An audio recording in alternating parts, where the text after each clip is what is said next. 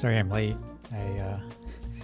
The YouTube chat is different. I don't know why. But the heart thing disappeared, so I kept looking at it, and I was like, "Oh, chat's not loading right in OBS." I restarted OBS like 3 times, but I guess it's working. So we'll just start. Hello, Hernan. And I had another autism test, like that I opened up on my browser. I was looking at it. I was like, wait a minute. I've done this already. Oh, thank you. Yep, it is my 2nd anniversary for streaming. And so it turns out I already did an autism test on stream, and I totally forgot about it because it was like a 1.5 years ago or so. It was when I was playing Hades. And so this is a different one. This is the one that Angela just did. So I'm going to do this one, and there's this other autism test where it's like reading the mind in the eyes test, where you look at, shows pictures of people's eyes, and you're supposed to tell like what emotion it conveys. And then there's, the classic MBTI,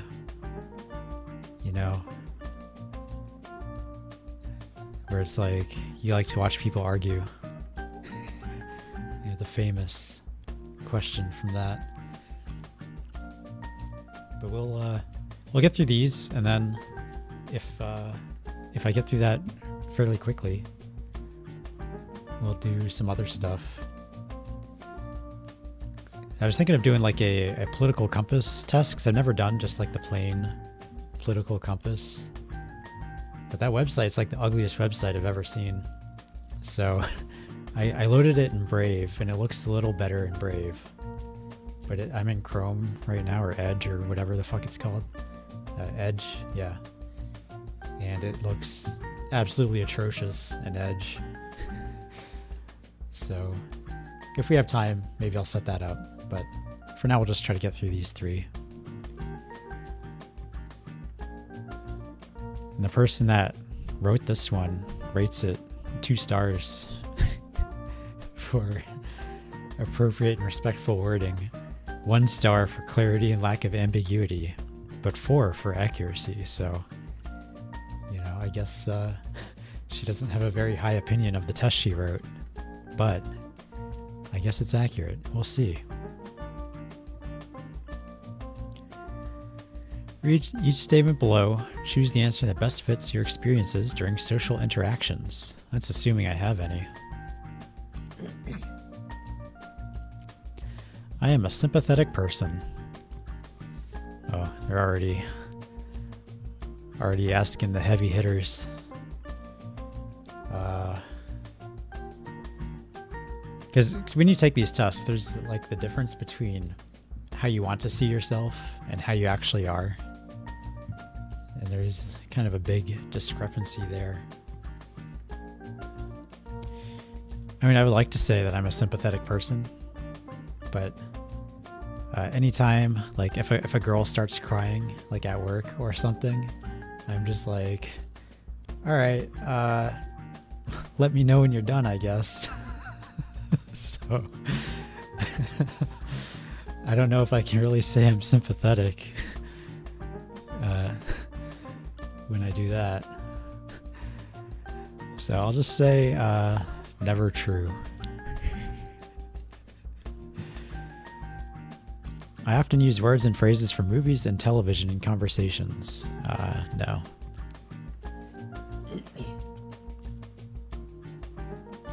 I'm often surprised when others tell me I have been rude. Not really. I mean, it's not really a surprise. I just know a lot of the time. So I'll say that's never true.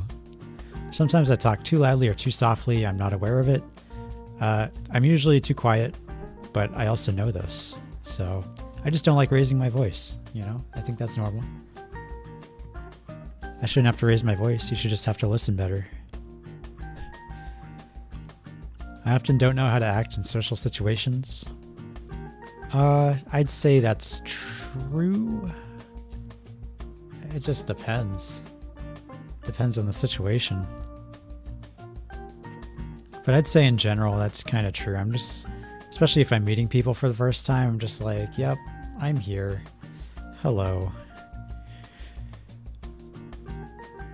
I can put myself in other people's shoes. Yeah, I'd say that's true.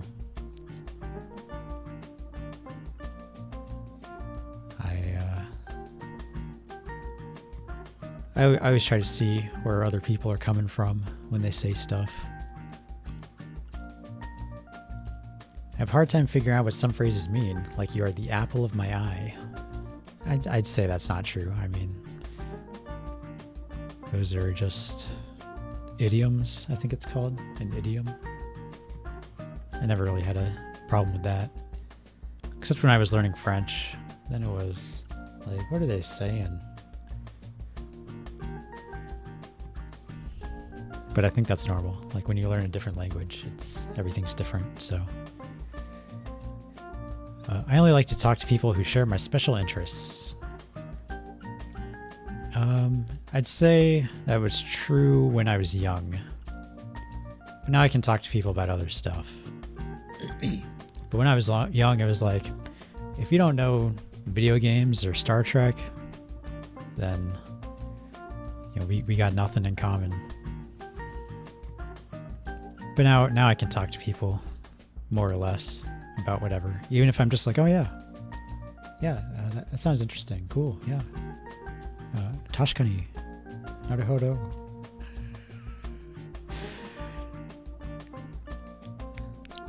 Oh yeah, that's true, yeah. That's how you carry on a conversation.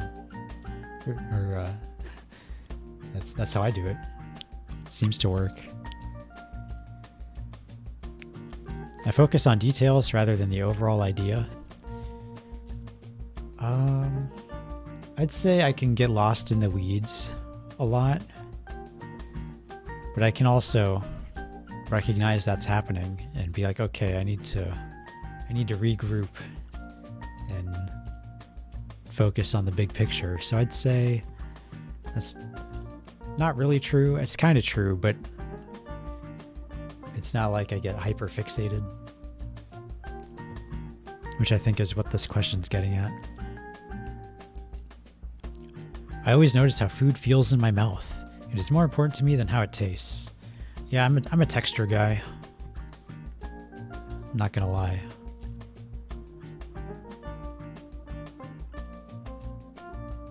But if something has a different texture, that's not gonna turn me off of it. As long as it still tastes good. So, I mean, there's a balance. But I'd say I lean more on the texture side than not. I miss my best friends or family when we are apart for a long time. Yeah. I don't know. Are there people that aren't like that?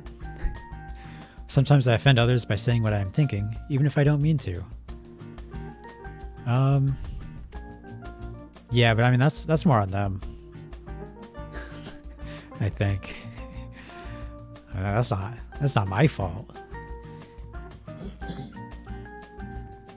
Well, that's their problem if they're offended. I only like to think and talk about a few things that interest me. I don't know. Isn't that everyone? Sure. I mean, sometimes I think about bills. Sometimes I think about work. But I don't like to think about and talk about those things. I'd rather go out to eat in a restaurant by myself than with someone I know. Nope, I never go out to eat by myself. That's just weird. I cannot imagine what it would be like to be someone else. Nah, that's pretty much a repeat of the other question. I've been told I'm clumsy or uncoordinated. Yeah, like every day, almost.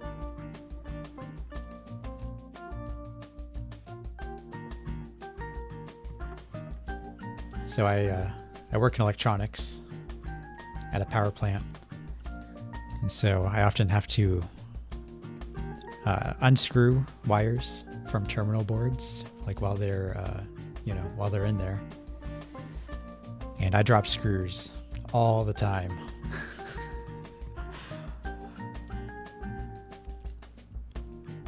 It's like maybe 1 out of 5 I drop. Others consider me odd or different. Yeah, that's probably true. I mean, that's definitely true. Because, I'm at work. I have a history book in my desk. That's out of the ordinary, I guess. I just like to read. There's nothing wrong with that, but other people are talking about Netflix, or they're watching YouTube, or watching football, or whatever.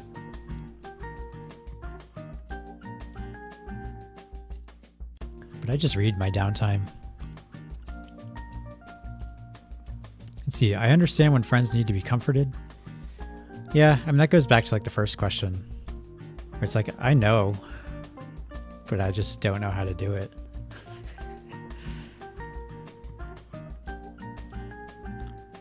I'm very sensitive to the way my clothes feel when I touch them. How they feel is more important to me than how they look. I mean, I don't really care about how they look either, but I'm not super fixated on how they feel either, as long as it's comfortable. I like to copy the way certain people speak and act. It helps me appear more normal. Nah, I just do my thing. It can be very intimidating for me to talk to more than one person at the same time. No.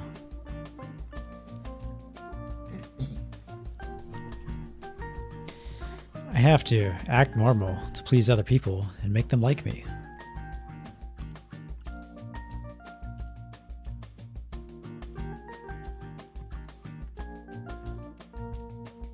I don't know why I keep coughing. Let's see. Please other people and make them like me. No, I just do my thing. If they don't like me, that's their problem. That's how I see it. It's like, with streaming. I'm not really trying to get noticed or make a living off of this or even get any money for it. I'm just doing my thing. Because I started 2 years ago when Beatani went on her hiatus, just to like fill the void, and it's been fun. Even the only time I didn't have fun streaming is like technical difficulties and playing Mega Man X5. those are the only times that I wasn't having fun. So even when I'm getting mad at games, it's still fun.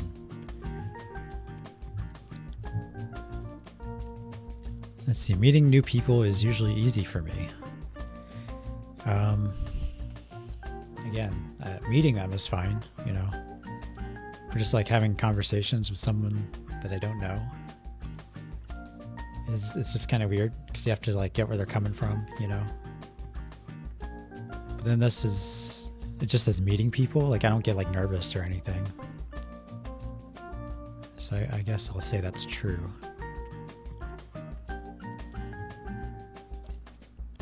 I get highly confused when someone interrupts me when I'm talking about something I'm very interested in. I don't get confused. I just get annoying, or I get annoyed. That's one thing I hate, is getting interrupted. So I used to teach at my old job. And sometimes I'd be like starting a sentence. I'd get like 2 words into the sentence and someone would be like, "Can you speak up? Can you speak up?" I hate that shit. Move to the front row if you're deaf,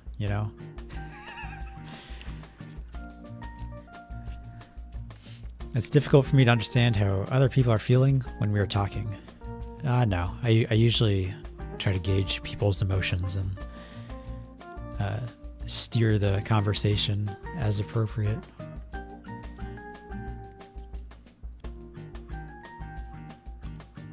Which, that's It's not something I used to be able to do, so I'll say true only now.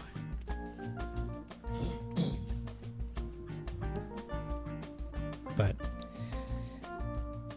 yeah, now I pay attention to people's facial expressions or whatever. If I'm rambling about ancient Greece or something and they look bored, then I'll change the subject. I'm gonna get some water.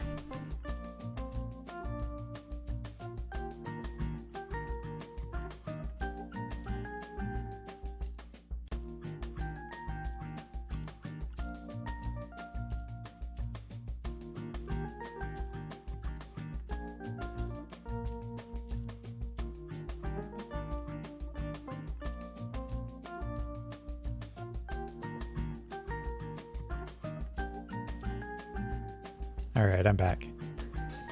I have some tea, but it's still warm. I just took it off the stove, so it's not ready yet. Not sure why I'm coughing so much, but it's probably because I just ate. I like having a conversation with several people, for instance, around a dinner table, at school, or at work. Yeah, I'd say that's true.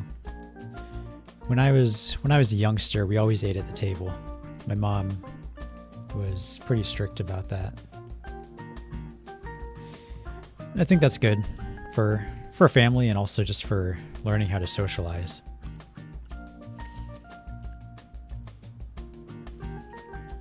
I take things too literally, so I often miss what people are trying to say.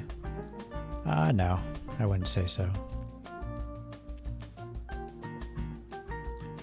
I can usually read between the lines. Unless it's like a girl. Girl stuff where it's like, oh, is she into me? Or is she not? Is she playing hard to get? Or is she just not interested? Is she just being nice? Or is she interested? That kind of thing. I don't know, man. Women, they're different animals. But I'd say in general, just casual conversation, I can read between the lines decently well. It's very difficult for me to understand when someone is embarrassed or jealous. Nah. People usually make it pretty obvious. Some ordinary textures that do not bother others feel offensive when they touch my skin. Oh, offensive, that's strong language. I'd say that's not true.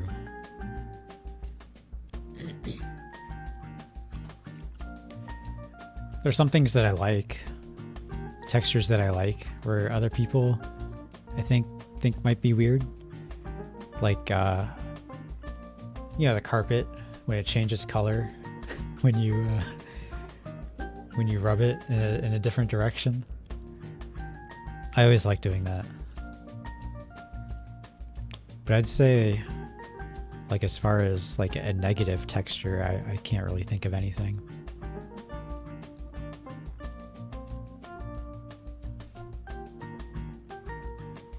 I also like hair texture. So I rub the back of my head a lot and the top of my head. I try not to do it when I'm trying to look normal, like when I'm at work or something, but I still find myself doing it a lot. Hello, Angela. Thank you. I get extremely upset when the way I like to do things is suddenly changed. Yeah, I'd say that's pretty true. I get into a routine, and I don't like my routine being bothered, Especially at work. I have my process, my way of doing things, and if suddenly that changes, I don't like it. Because then I think you're just more prone to messing up when that happens. Or like some days I'll get dressed and I'll put everything in my pockets, and then I'll like have to go to the bathroom. So I'll go to the bathroom and then I will forget my badge for work. Whereas normally I get dressed, put everything in my pockets and put on my badge and go to work. So if I like interrupt it with something like that, I'm much more likely to forget something or mess something up. I've never wanted or needed to have what other people call an intimate relationship. Yeah, I've definitely wanted relationships in the past. And I suppose now also, the desire to have a family and stuff like that. I'm 35. The clock's ticking. Got to start making those babies. It's difficult for me to start and stop a conversation. I need to keep going until I am finished. Nah. I'd say it's difficult for me to start a conversation. But stopping, I can just be like, okay, we're done here. So I guess this is like asking, like, once you get started, do you have to keep going? I speak with a normal rhythm. I don't know. Do I? I think that's probably not true.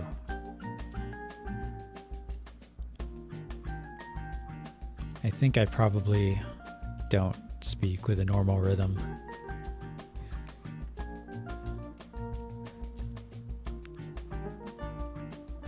I don't know. You guys can help me out.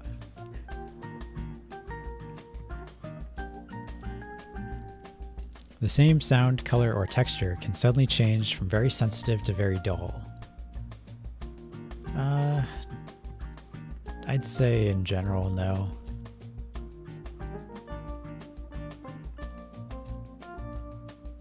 The phrase, "I've got you under my skin," makes me uncomfortable. No. I've never even heard someone say that. Is that like a saying that people say? I've got you under my skin?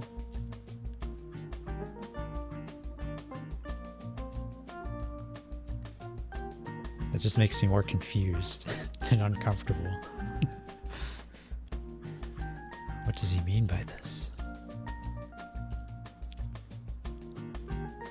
I know what it means to like get under someone's skin, I guess. Like you're getting to them, you're bothering them. But I don't think I've ever heard anyone say, "I've got you under my skin." Sometimes the sound of a word or a high-pitched noise can be painful to my ears. Yeah. Certain noises, especially like high-pitched ones, not a fan. Loud noises, that kind of thing. Like if a car alarm goes off, it's probably one of my biggest things. It's car alarms. I hate those things. It's not, I don't know. I don't know if it's like in the autist sense, but it's just like, I'm in my house, just doing my thing, and then someone's car alarm goes off, or I'm working the night shift, then a car alarm goes off in the middle of the day and it wakes me up. So it's just made me hate car alarms. But there are other noises too that bother me. So I'll just say that. I'll just say that's true. I'm an understanding type of person. I try to be. And I think in general I am. I've been told I'm a good listener. I don't know if that's true.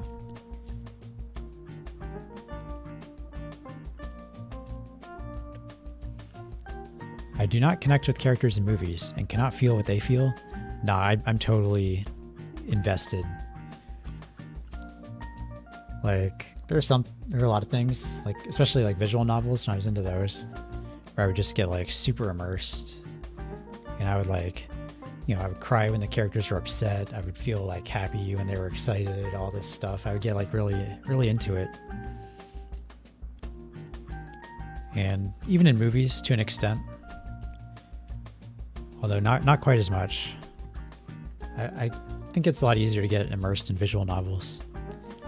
Because you have it's like the first person perspective, and there's like the inner monologue that happens within the novel, and you can make choices and stuff. So it feels like you can connect with the characters a lot more. But even in movies, I'd say that's true, that I can connect with characters. I cannot tell when someone is flirting with me. Yep.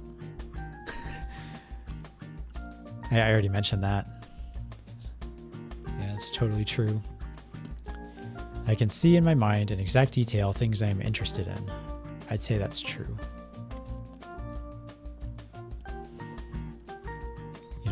I'm definitely a photorealistic apple shape rotator kind of guy. I keep lists of things that interest me, even when they have no practical use. For example, sports statistics, train schedules, calendar dates, historical facts, and dates. I don't know. Like, keep lists? Does that mean like a physical list? Or is it just like I know things? Because I'd say, I like to read about, history and stuff. So I'd say, I know some things. I relate certain things to stuff that happened 2,000 years ago. But I don't keep like a physical list.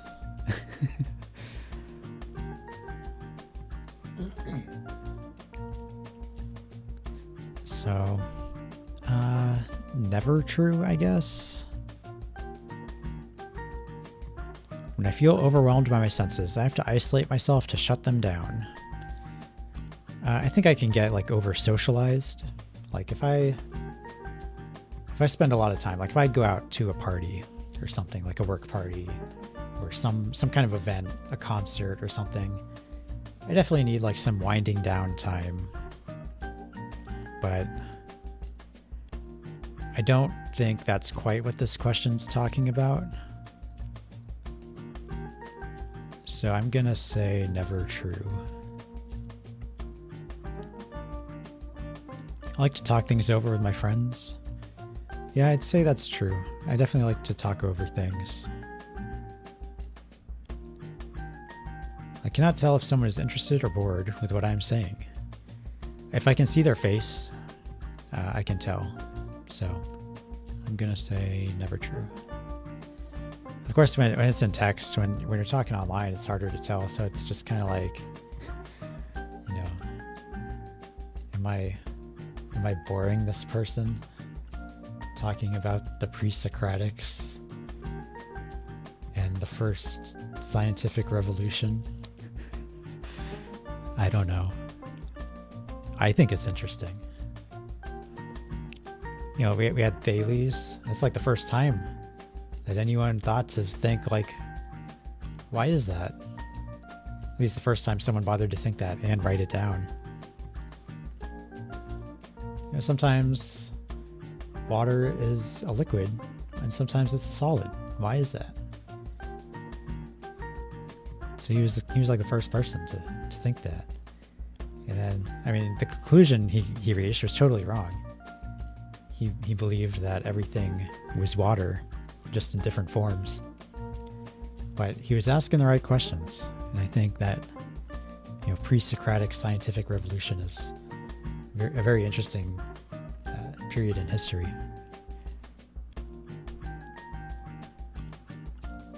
It can be very hard to read someone's face, hand, and body movements when they're talking. No, I think it's pretty easy. Although we'll find out when I do this test if I actually think it's easy or not. The same thing, like clothes or temperatures, can feel very different to me at different times.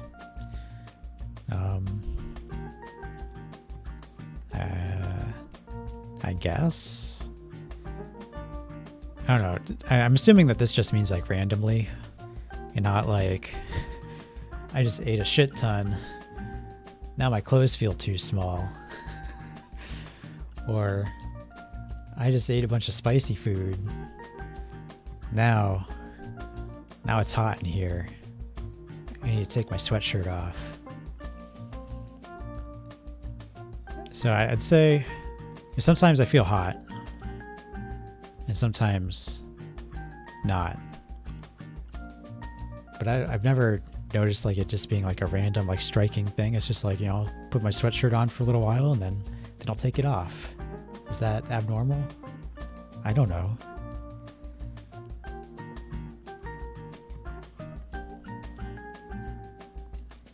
I mean, the temperature's not changing. But I think that's normal. I think this is just talking about like randomly being like, oh no, I'm suddenly aware of my shirt tag or something like that, which that doesn't really happen to me. So I'd say never true. I feel very comfortable with dating or being in social situations with others. Like, it depends. Like a first date, I'd say not comfortable. But after a couple, sure. Same thing with social situations. Like, if these are people I know, yeah, no problem. If it's just like a random group of people that I've never met before, not so much. So that's kind of, I mean, never true.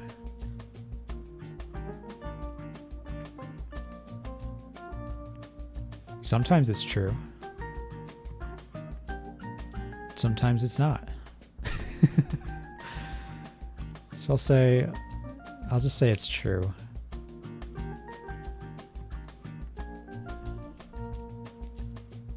I try to be as helpful as I can when other people tell me their personal problems.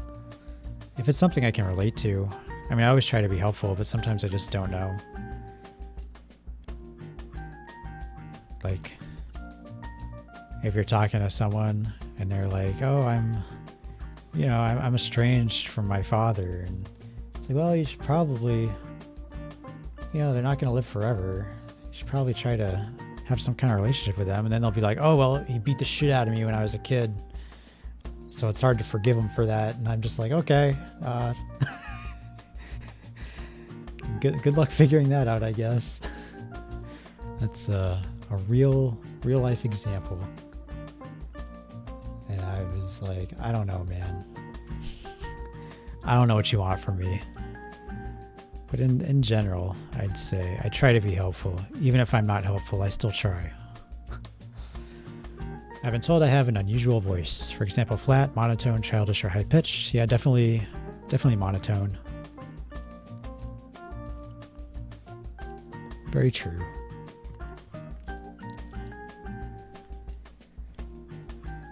Sometimes a thought or a subject gets stuck in my mind and I have to talk about it even if no one is interested. No, I can keep it to myself.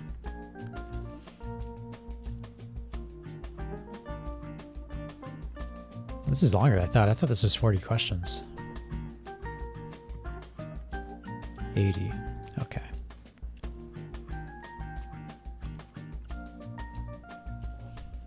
I do certain things with my hands over and over again, like flapping, twirling sticks or strings, waving things by my eyes. Not really. Other than rubbing my hair like I talked about earlier, but I'd say that's less of a need to do things with my hands and just like an idle activity.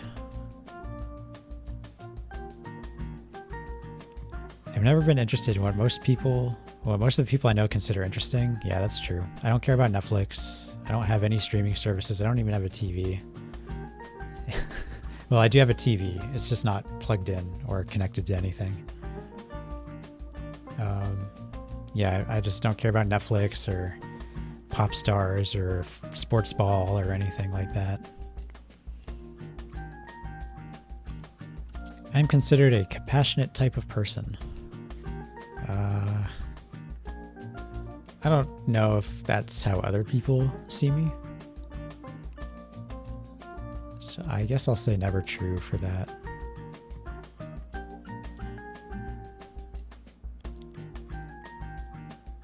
I get along with other people by following a set of specific rules that help me look normal. That's a hard question. I think everyone, to some extent, has like, you know, their public face. Like, you know, I'm gonna go out in public, and I'm not gonna scratch my balls. I'm not going to pick my nose. I'm not going to fart as loud as I can, like I would at home. So I'd say I'm pretty much the same as everyone else. You know, certain behaviors that you have at home versus out in the world.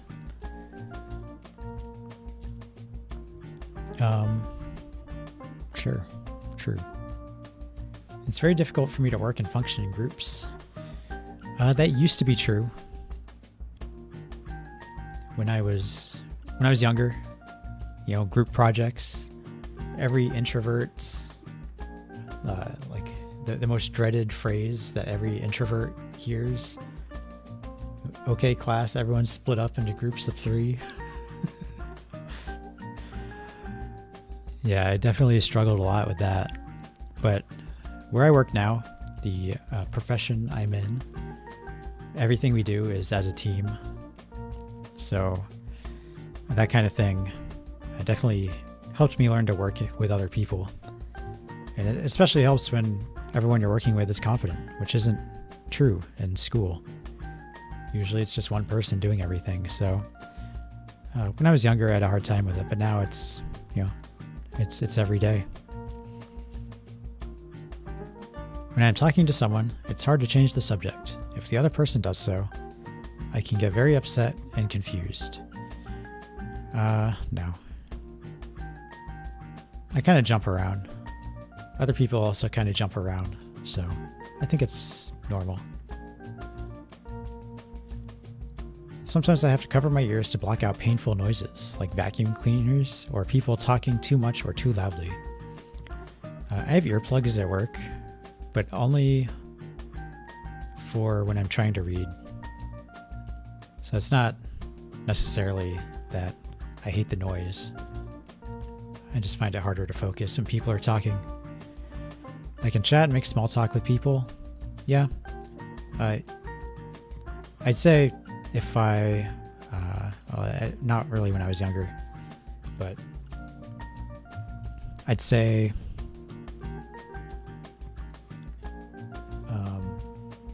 if I know the person, it's definitely a lot easier. You know, like the people I sit next to at work. You know, we come in, we're like, oh, you know, how was your weekend? Whatever. You know, normal basic stuff. So it's easy with them. If I get put on a team with someone I've hardly ever talked to or never talked to, or like a new person, then it gets a little more awkward. But I'd say in general, I can talk to people. Sometimes things that should feel painful are not. For instance, when I hurt myself or burn my hand on the stove, then I'd say in general, it's painful. Unless the adrenaline's so strong that it's not, but I don't think that's what it's talking about. Oh shit, my phone. Oh, okay. I'm on call, so I have to keep an eye out, or an ear out. I'll make sure that's the only phone call I've gotten. Alright. It's just a robot, so I don't care. But I don't want to miss a call from work,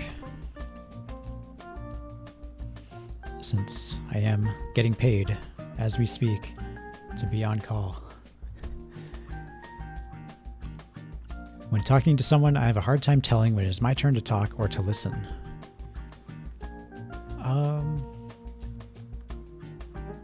I don't know if it's me, but a lot of the times I'll try to like, if someone will make a point and I'll try to like interject and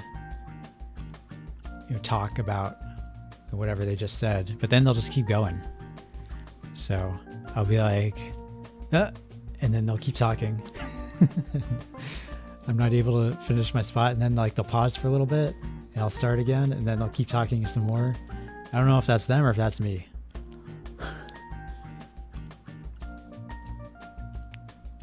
So maybe that's true.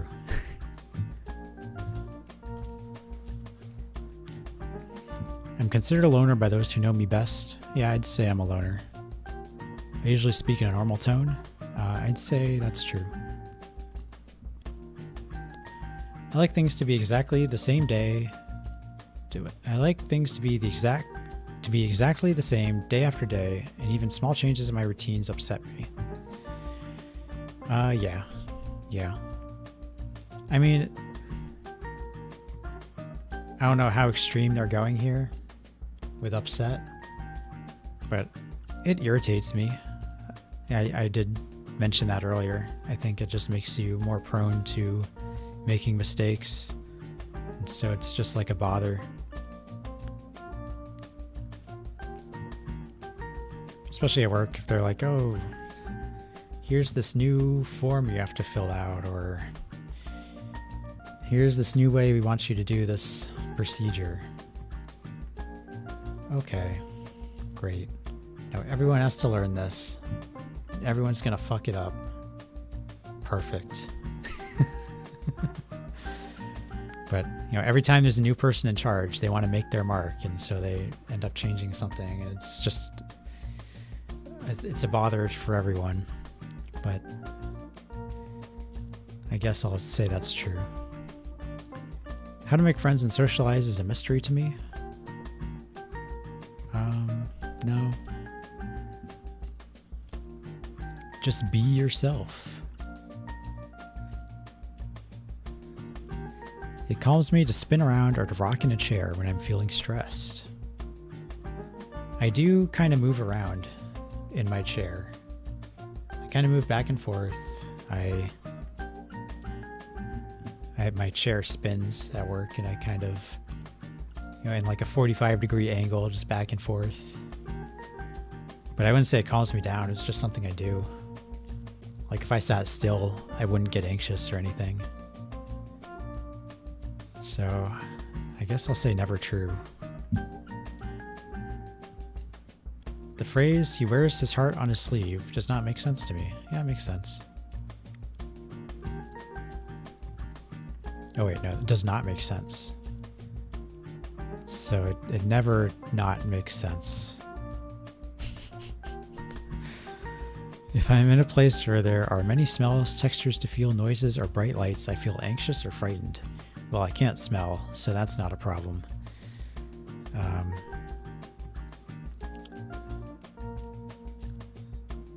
I'd say no. I work in a pretty noisy environment usually. So bright lights I don't really like because they're bright and I can't see. But I wouldn't say it makes me feel anxious or frightened unless I'm trying to do something where I would like visibility and the light is bright, and then it would make me a little anxious. But generally speaking, I'd say no. I can tell when someone says one thing but means something else. It depends.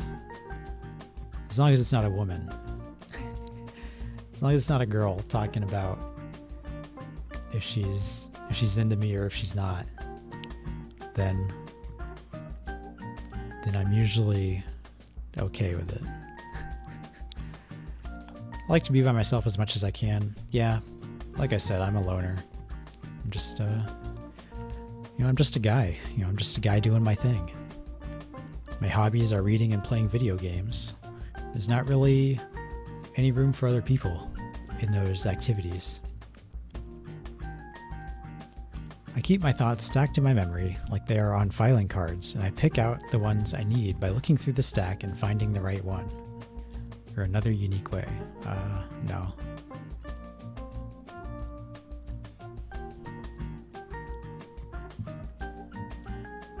I'd say it's more like a cluttered desk or a pile. I just reach in and grab something. The same sound sometimes seems very loud or very soft, even though I know it has not changed. No. I enjoy spending time eating and talking with my family and friends. Yeah, I like to talk with my family and with friends. In moderation, of course.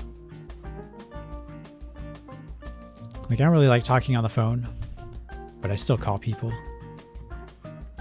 just to keep in touch. I can't tolerate things I dislike. I'd say I can ignore things pretty well, for the most part.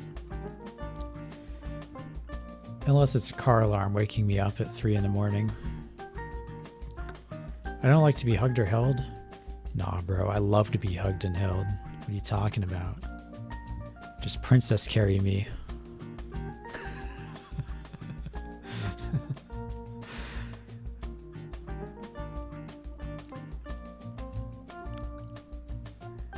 There was a lot of camaraderie at my old job because there were no women.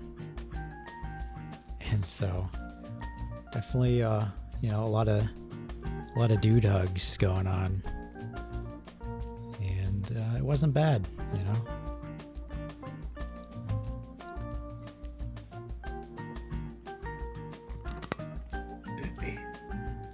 When I go somewhere, I have to follow a familiar route, or I can get very confused and upset. Not really upset, but I do have a bad sense of direction. So I guess I'll say yes. Which you've probably noticed if you watch my streams and watch me playing video games. I just get lost all the time. So yeah, definitely, this confused part is definitely true. I only get upset if I'm on some kind of time crunch or something, Or if I don't want to waste time on stream, getting lost in a video game, just wandering around. So that kind of bothers me. Or if I'm, like late for work and one of the roads is closed, then I can get kind of upset. But in general, I don't really get upset, just confused. It's difficult to figure out what other people expect of me. Not really.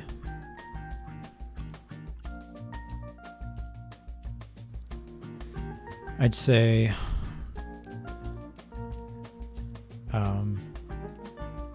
expectations are usually known going into something, like a job.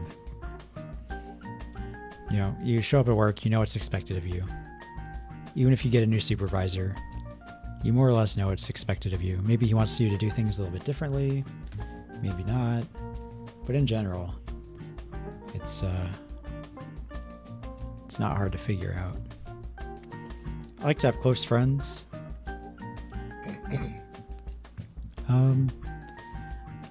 I wouldn't say I have any, so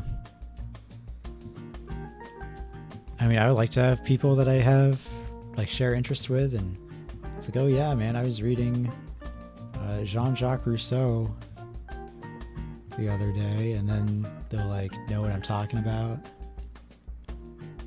Or I was playing Devil May Cry 4. But I wouldn't say I have any friends like that. But I don't think I would mind it. I used to have friends like that when I was younger. But as you get older, it's kind of harder, I think. I don't live in my hometown, or even my home state.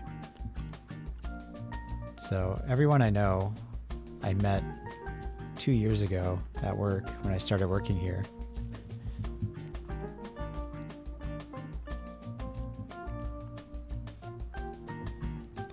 People tell me that I give too much detail. Yeah. Someone will ask, how are things going?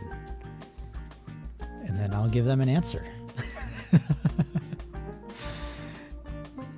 But then it turns out they didn't want an answer. They just wanted you to say fine. How are things going? They're fine. I'm often told that I ask embarrassing questions. Not really. I don't think. I tend to point out other people's mistakes. Yeah, when I was teaching, that was definitely something I had to be mindful of. When people do something correctly, it's easy to just say, well, that's the expectation, and like not comment on it. And so then when they do something wrong, you want to point that out because you don't want them to be wrong. But then it's like you're focusing too much on the negative. So you have to really there's a balance. You have to remember to give the attaboys and also to not be too harsh. I definitely made a few enemies at my old job when I was teaching. When I first started, I definitely shit on some kids fresh out of high school when I shouldn't have.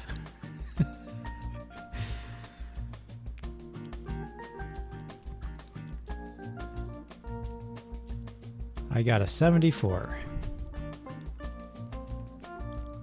All right, now what does that mean? Language subtotal 1, social relatedness 37, sensory motor 15, circumscribed interests 21. 25, you are not autistic. 50, some autistic traits, but likely not autistic, yet some autistic people score as low as 44. 65, the minimum score at which autism is considered. 90, stronger indications of autism, although non-autistics may score as high. So I'm somewhere between the minimum and the you might have autism score. Then 130 is the mean. We're well below that. I'm kind of surprised.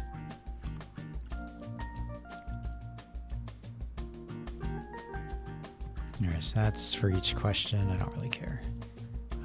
Does it have a subscale? What each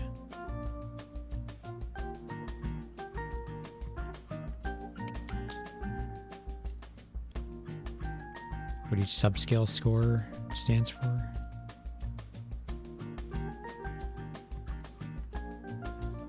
Blah blah blah.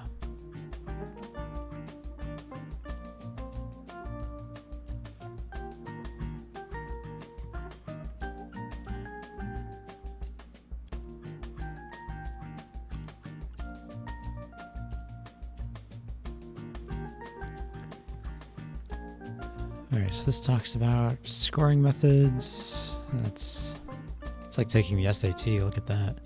Alright.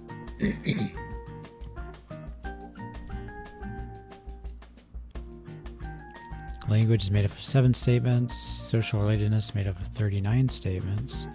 So it doesn't really tell you what each subscale score means. I wish it did. I think that would be a little more interesting than just the overall.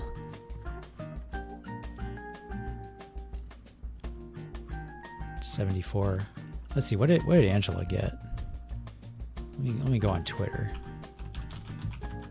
because I know she took this recently. 101. All right, good. I'm less autistic than Angela.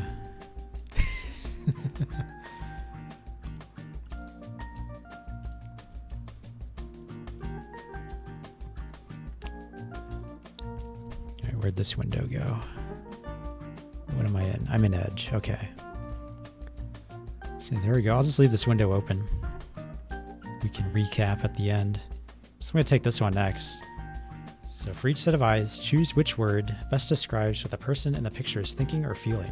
You may feel that more than one word is applicable, so choose the word which you consider to be the most suitable. Before making your choice, make sure you have read all 4 words. Try to do the task as quickly as possible, but you will not be timed. How high of a bar is that really? I don't know. She scored less than the like the mean, the autistic mean. So that's to count for something.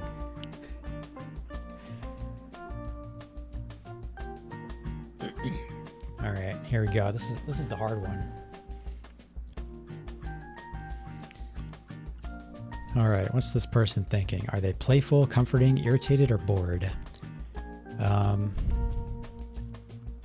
don't think comforting or bored. I don't think those. I'd say maybe playful. Those look like smiley eyes, I'd say. Does that say it's correct? Oh, correct. It tells you for each question. That's cool. Next question. Oh, that person's not having a good time.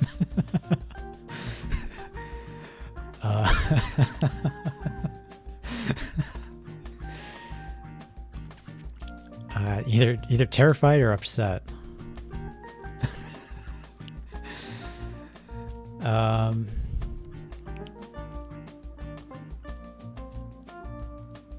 Maybe annoyed even.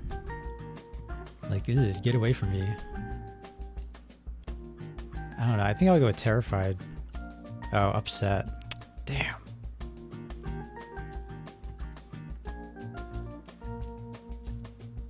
Flustered, convinced. Oh yeah, desire.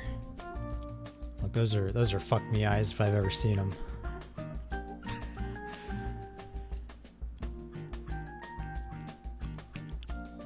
Joking, insisting, amused, relaxed. I'd say insisting. Yeah, he's definitely, he's looking into your soul there. He's got like the arched eyebrow kind of like, you gonna take this deal?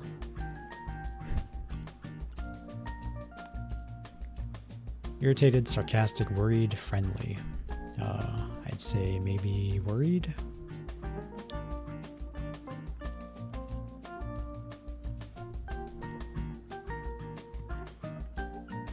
Aghast, impatient, fantasizing, alarmed. I'd say fantasizing, I guess. Looks kind of unfocused, just kind of like looking off into space.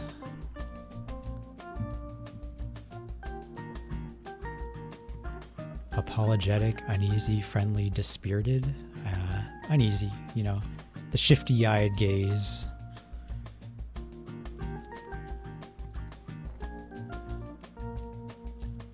Despondent, relieved, shy, or excited. I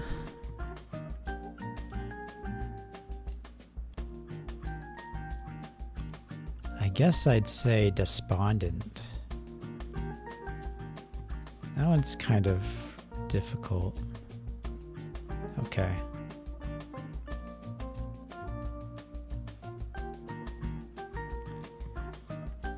The pandemic was good practice for this, I think. I don't know.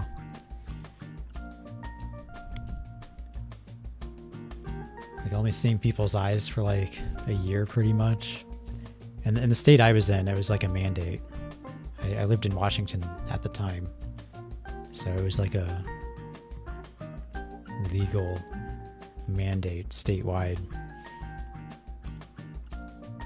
Which word best describes what the person in the picture is thinking and feeling? Okay, so annoyed, hostile, horrified, preoccupied. Maybe annoyed? Oh, preoccupied. Okay. So I think that's 2 that I've gotten wrong so far. I don't know if that's good or bad. I don't know what a good score is. Cautious, insisting, bored, or aghast. Cautious, maybe? I'd say cautious. Terrified, amused, regretful, flirtatious. Those are some regrets. Indifferent, embarrassed, skeptical, or dispirited. Skeptical. Decisive, anticipating, threatening, or shy. I'd say either anticipating or threatening, maybe.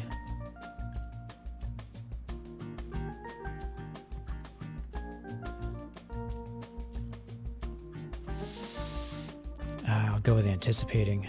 Whew. Okay. Irritated, disappointed, depressed, or accusing? Accusing. Contemplative, flustered, encouraging, amused. Contemplative. This looks like the same picture that it showed for, I forget what the word was even. Just kind of, I said they were like staring out into space. It looks like the same picture. Irritated, thoughtful, encouraging, sympathetic.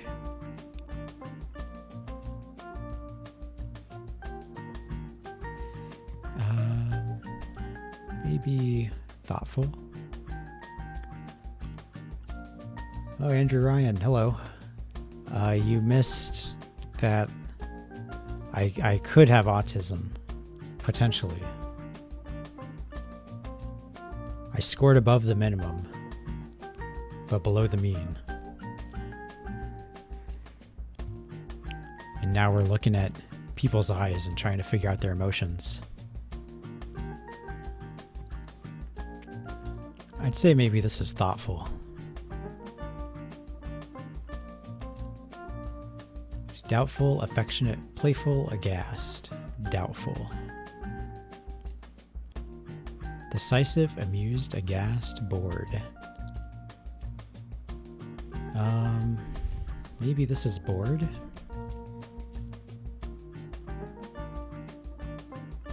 Either bored or decisive, which kind of seems like polar opposites, but I could see that for either of these. Just kind of like the eyeball test isn't that good because if you practice, you can ace it no matter your autismo level. Yeah, I guess that's probably true. I was saying earlier, like the pandemic was probably good practice for this.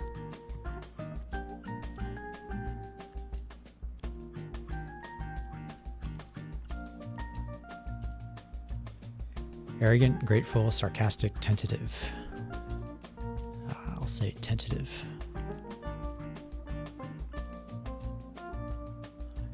Dominant, friendly, guilty, horrified.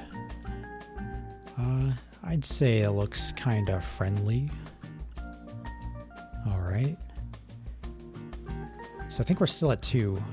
Incorrect. Maybe 3. I don't remember. Embarrassed, fantasizing, confused, panicked. Fantasizing? Yeah. Preoccupied, grateful, insisting, or imploring. I can barely even see this person's eyes.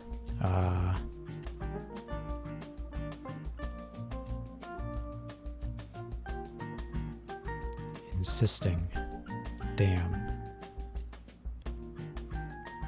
That was a shit picture. That's my excuse. Contented, apologetic, defiant, or curious. Defiant. Pensive, irritated, excited, or hostile. I'd say either pensive or irritated. Maybe irritated. Oh. Panicked, incredulous, despondent, or interested. Interested. Alarmed, shy, hostile, or anxious.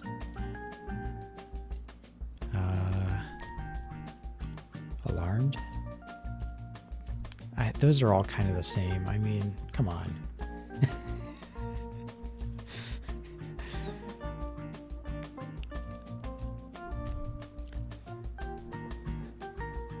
I'm really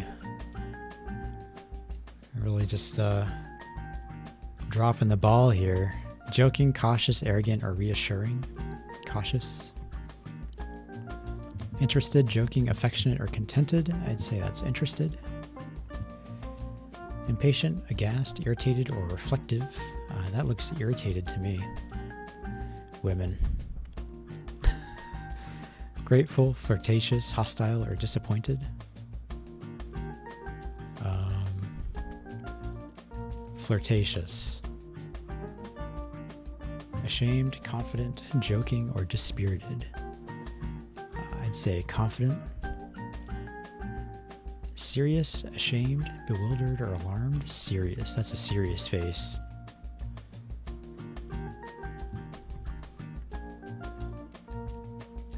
Yeah, I don't know what a good score is. So I think we got maybe 5 or 6 wrong so far. But hopefully I can come out okay. Embarrassed, guilty, fantasizing, or concerned. I'd say maybe concerned. Aghast, baffled, distrustful, terrified, distrustful. Puzzled, nervous, insisting, contemplative.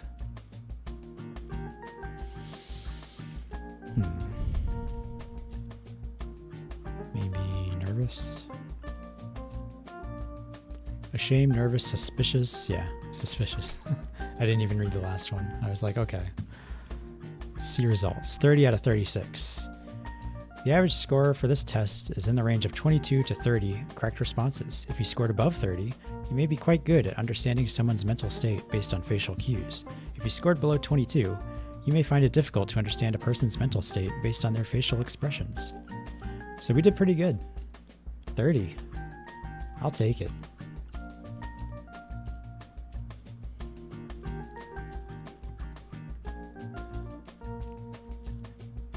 I don't know like when this data set was taken, probably pre-COVID.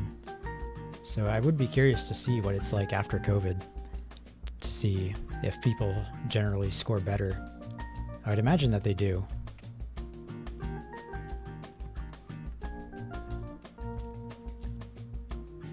Like at the very first question on this quiz, I was like, oh yeah, those are smiley eyes.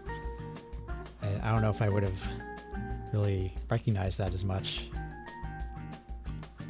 But you know, during the pandemic, you got used to seeing people smiling with their mask on.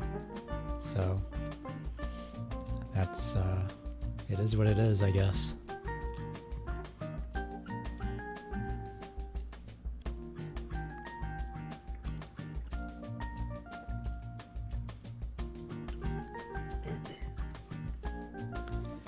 We'll do the MBTI test next. I'm going to drink a little bit of tea, though.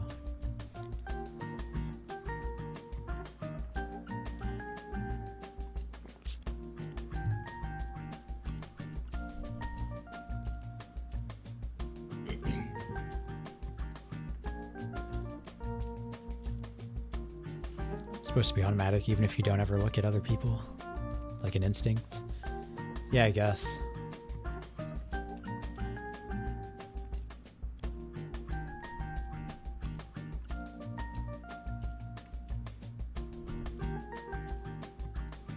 Yeah, I don't think I've taken this test before, so I don't know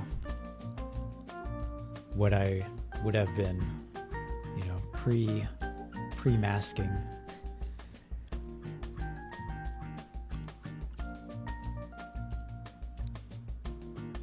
But I'd say a lot of them were intuitive, I'd say. Some not as much. So we'll do this MBTI test. I don't know how long this is,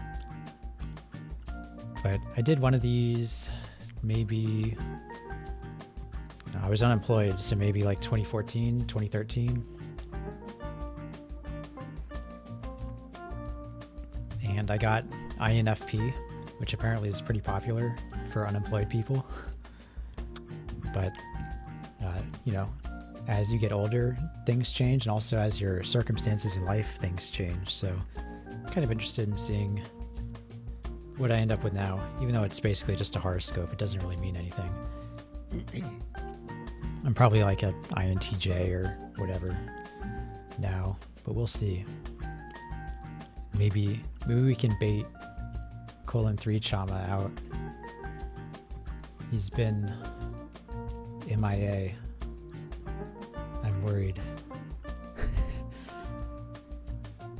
You regularly make new friends. No. Complex and novel ideas excite you more than simple and straightforward ones. I guess it depends. I mean, that's how all these questions are. They kind of depend. So, I do appreciate simple, straightforward things, but,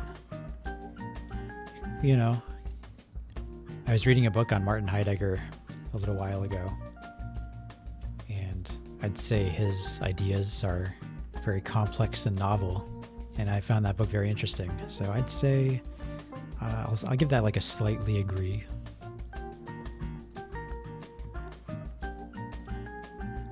You usually feel more persuaded by what resonates emotionally with you than by factual arguments.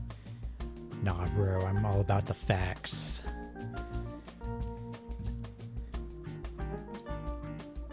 Your living and working spaces are clean and organized. Kind of. I don't really clean my house that much. I don't really make a mess. But I don't clean that much either. So I'll say slightly agree. And my desk at work is definitely cleaner than most people's.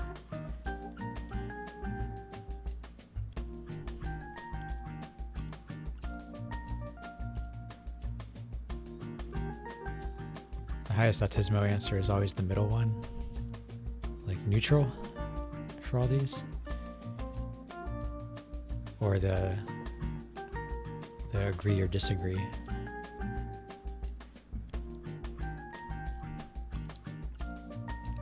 You usually stay calm, even under a lot of pressure. Yeah, I agree with that. I had to learn to work under pressure.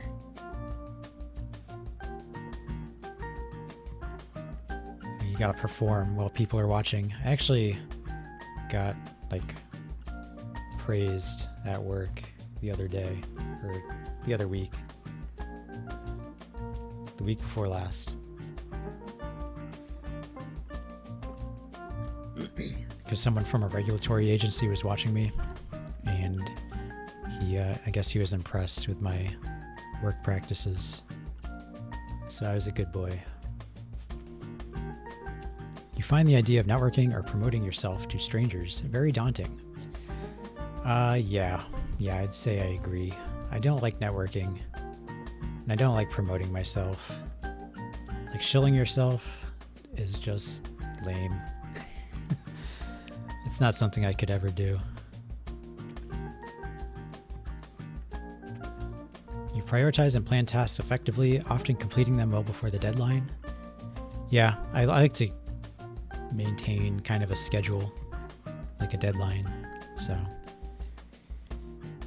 like, I do a book club, and I always have like all my notes and everything written out days in advance. And then I sleep on them. You know, I sleep, and then I wake up in the morning and read them again and change them as needed. And then that also applies to stuff at work also. But generally at work, I don't have multi-day long things. People's stories and emotions speak louder to you than numbers or data? No. You like to use organizing tools like schedules and lists. Shameless shillings necessary for numbers, yeah. That's why I have 35 subscribers after 2 years of streaming. Or maybe I'm just boring. That's also a very real possibility.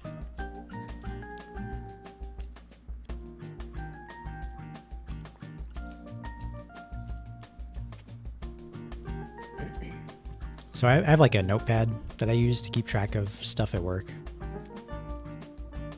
So I do like to write things down and then cross things off the list as I do them. Even a small mistake can cause you to doubt your overall abilities and knowledge. I'd say, in general, I disagree. I'm not sure which one. You know, sometimes you really fuck something up and it's like, oh man, how'd I do that? But then sometimes it's just like, well, shit happens.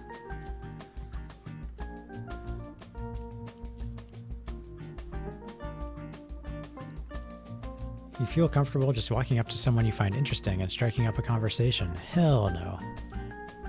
You're not too interested in discussions about various interpretations of creative works? I'm fairly interested, I'd say.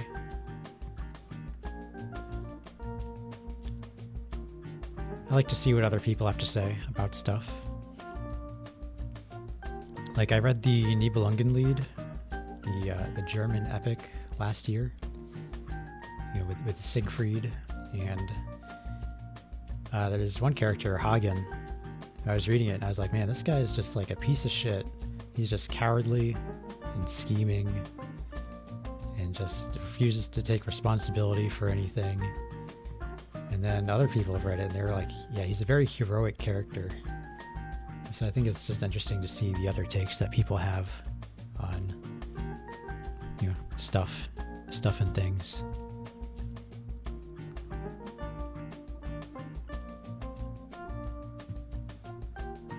You prioritize facts over people's feelings when determining a course of action? Yeah. You often allow the day to unfold without any schedule at all. For life like a normal day, yeah. I mean, most days are the same. So, there's a few things that are usually on my plate that I'm tracking, but for the most part, I just show up, I get a job, I do it, and then I'm done. You rarely worry about whether you make a good impression on people you meet. Yeah. Unless it's like a job interview, but other than that, if they like me, they like me. If they don't, they don't. It is what it is. You enjoy participating in team-based activities? I don't know if enjoy is the right word, but I am comfortable doing team-based activities. There's some things where I like to just do stuff by myself, especially if I'm working with a more junior person. I don't really I like to have my hands on equipment. I don't like to tell other people to put their hands on equipment and then babysit them. But I'd say for the most part, I don't mind team-based activities. Just because that's the nature of the job I do. But as far as enjoy goes, I'll just say that. You enjoy experimenting with new and untested approaches. I kind of like the old reliable. If it ain't broke, don't fix it. You prioritize being sensitive over being completely honest. I prefer to be honest.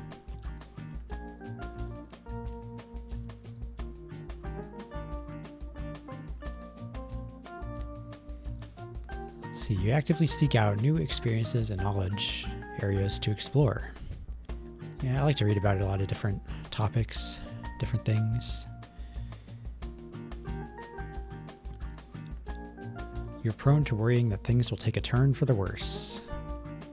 Yeah, I'd say that's true. I can be pretty pessimistic. And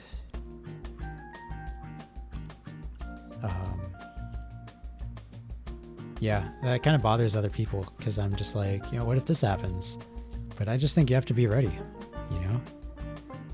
You prepare for the worst and hope for the best.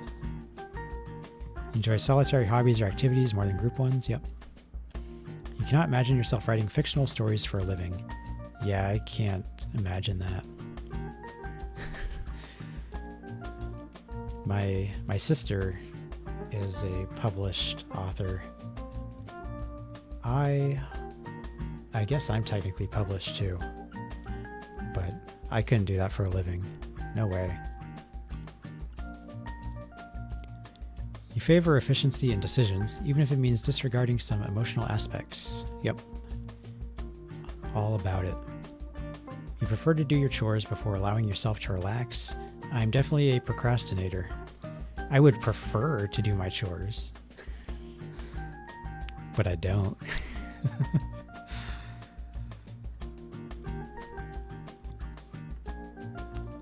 In disagreements, you prioritize proving your point over preserving the feelings of others. Yes. You usually wait for others to introduce themselves first at social gatherings. Yep, that's definitely true. We got a new guy who sits like next to me at work, and we have not introduced ourselves yet. He hasn't introduced himself to me. I haven't introduced myself to him. He just sits there next to me, and I sit there next to him, and we have not spoken.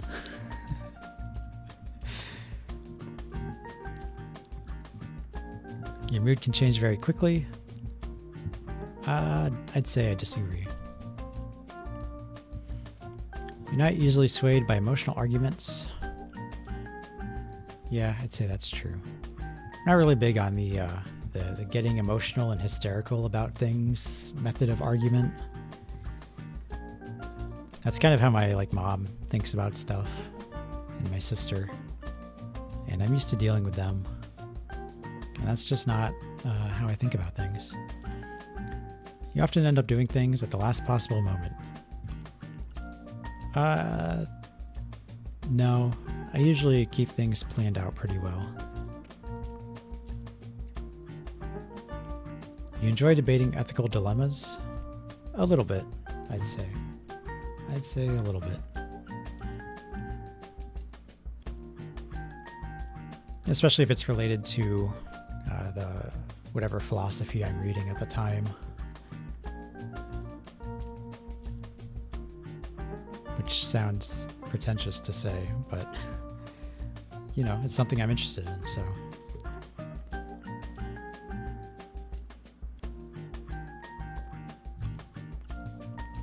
You usually prefer to be around others than on your own. No, I like to be alone. You become bored or lose interest when the discussion gets highly theoretical. I guess it would depend on the topic. I'd say in general I disagree. I mean, if we're talking about something practical and then people start bringing up theoretical stuff, then it's kind of like, let's get back on track. But if you're just kind of discussing stuff in general, I'd say, we can get theoretical. When facts and feelings conflict, you usually find yourself following your heart. No. You find it challenging to maintain a consistent work or study schedule. My work schedule kind of jumps around. I was on the night shift this week. I'm back on the day shift next week. I'm on call right now, so I could get called in, right now. But that's out of my control. And my study schedule is it depends on work. So I usually read a little bit in the morning, and if my morning starts at 3 p.m., then that's when I do it. If my morning starts at 3 a.m., then that's when I do it. But I'd say, other than that, it's fairly consistent. You rarely second guess the choices that you have made. Sometimes I think, what would the outcome have been if I had done this differently? But it's not like you can go back and change it, so there's no point really dwelling on it. You just learn from your mistakes. So I guess I'll just say agree there. Your friends would describe you as lively and outgoing. Yeah, probably not. You're drawn to various forms of creative expression, such as writing. Not for myself. I read other people's writing. I don't know if that counts. I don't think that counts. You usually base your choices on objective facts rather than emotional impressions. They really like asking this question. The same question over and over again. You like to have a to-do list for each day. Not really. Not like on a daily basis. I just kind of have like general tasks that need to be done. You rarely feel insecure. Yeah, I'd say that's fairly true. I don't really care about what other people think. You avoid making phone calls. Definitely true. I hate the phone.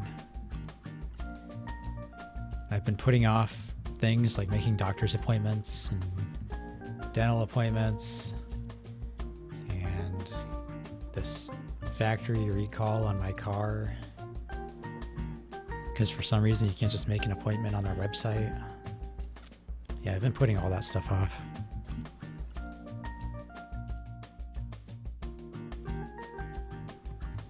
You enjoy exploring unfamiliar ideas and viewpoints. Yeah, I think I answered that one already. A lot of repeats. You can easily connect with people you have just met. No. I warm up to people eventually, but people I've just met, no way. I don't think I've ever met someone and just like hit it off, you know? If your plans are interrupted, your top priority is to get back on track as soon as possible. Yep. You are still bothered by mistakes that you made a long time ago. I do think about, you know, if things had been different. You know, I do think about that sometimes, but I don't really dwell on it. I don't get like upset over it. Like, oh, you know, if I had stayed at this school and graduated, where would I be now? If I hadn't taken this job or this job, how would things be different? But I don't really dwell on it.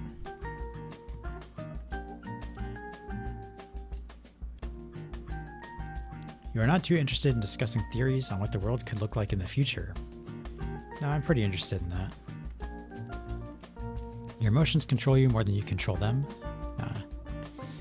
When making decisions, you focus more on how the affected people might feel than on what is most logical or efficient. Focus more on how the affected people might feel. No. Your personal work style is closer to spontaneous bursts of energy than organized or consistent efforts. I'd say I kind of disagree. You know, if I have direction and motivation, then I can just buckle down and slowly work on something throughout the day and pace myself. But then sometimes I'm procrastinating and I was like, all right, I guess I'll do this. Okay, I guess I'll do this now. So it really just kind of depends on my mood. And also how long I've been sober. If I've been drinking like alcohol recently, that just kills like any motivation for like a week. And then it eventually comes back. When someone thinks highly of you, you wonder how long it will take them to feel disappointed in you. No, I don't really think about that. You would love a job that requires you to work alone most of the time. I mean, it would be nice. Working with other people helps you not make mistakes. There have been times where I've been corrected by my coworkers. There have been times where I've corrected my coworkers. You know, we back each other up. Without that, you're on your own. But also, it's nice to have like that level of independence and just kind of doing your own thing. So I'll just give that like a slightly agree. You believe that pondering abstract philosophical questions is a waste of time? Nah, not really. That's how we see the world, man. It's important. You feel more drawn to busy, bustling atmospheres than to quiet, intimate places. No. Who would say yes to this question?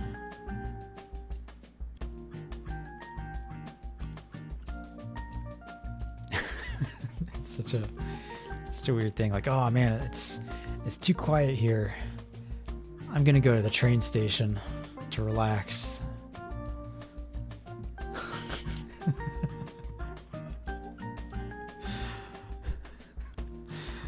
Some fucking weirdo. If a decision feels right to you, you often act on it without needing further proof.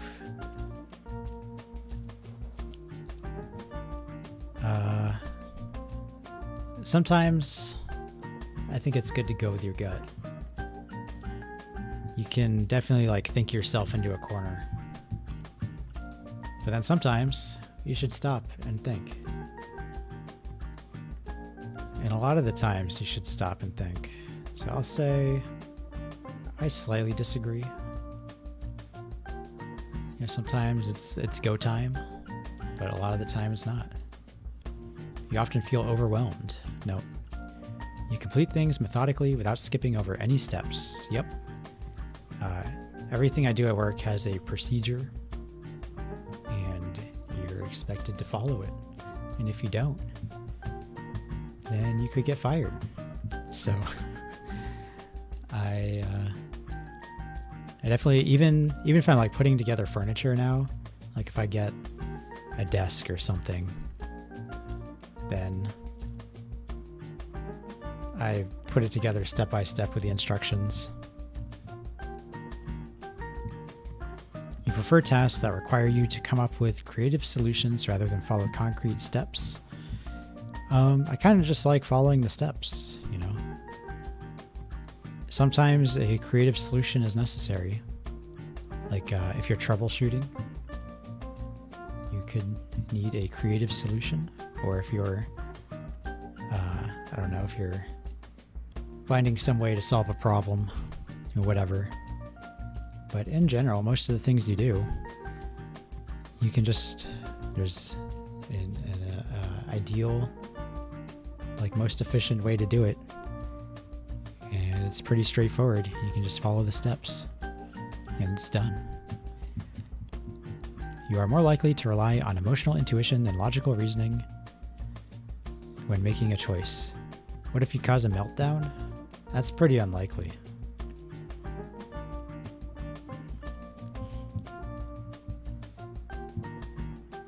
The worst thing I could do is shut the plant down.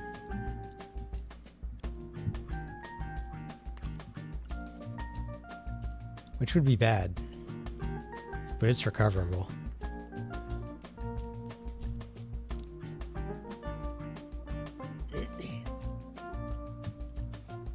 So, you know, that kind of goes back to following the steps. You know, you just follow the steps and you're never going to run into that problem.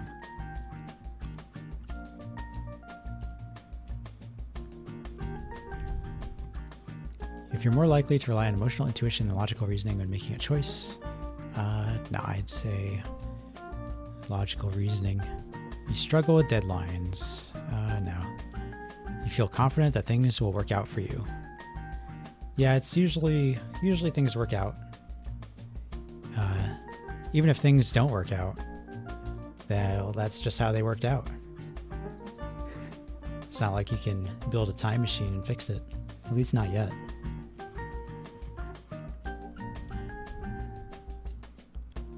And Rishna is male. That's kind of how I always look at things. Like if something happens, then it happened. You can learn from your mistakes, but you know, if you're in a situation that you don't like and you can do something to fix it, then you should do that thing to fix it. And if you can't do anything to fix it, then just don't worry about it, because you can't do anything. So what are you gonna do? Just sit there and cry on Twitter all day? Nah, man.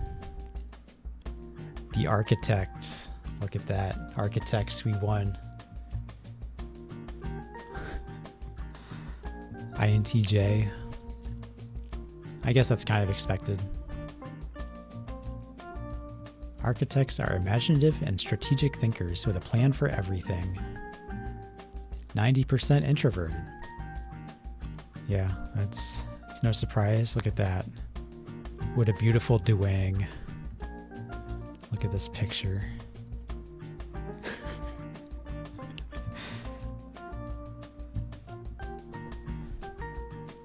61% intuitive. I do remember my I and or N and S being close, like 50-50 almost. So I guess I'm more intuitive now. Let's see, very imaginative, open-minded, and curious. They value originality and focus on hidden meanings and distant possibilities. 89% thinking, as opposed to feeling.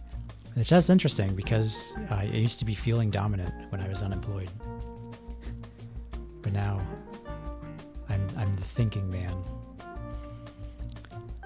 Focus on objectivity and rationality, often dismissing emotions in favor of logic. They tend to see effectiveness as more important than social harmony. Yeah. 71% judging, which this is another thing. I was more P when I took this test like 10 years ago. Let's see. Judging individuals are decisive, thorough, and highly organized. They value clarity, predictability, and closure, preferring structure and planning to spontaneity. 88% assertive. Self-assured, even-tempered, and resistant to stress. They refuse to worry too much and tend to be self-confident when striving to achieve goals. Yeah, that's something that you have to... That's definitely like a learned behavior on my part. I wasn't always assertive, I guess, but in my line of work, it's something that you have to do. You have to learn how to do. Yeah, definitely not. I'm glad that didn't automatically fill out. I'm not sending you my email address. All right, so we'll just go back to that so we can review our results. And I think we have time. I can probably do the political compass test.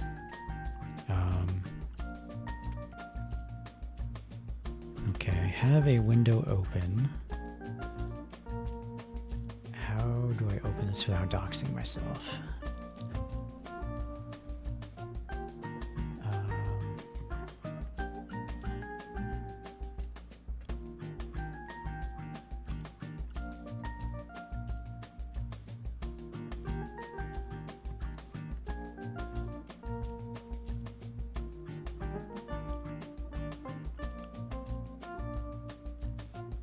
Is this a window capture? Yeah.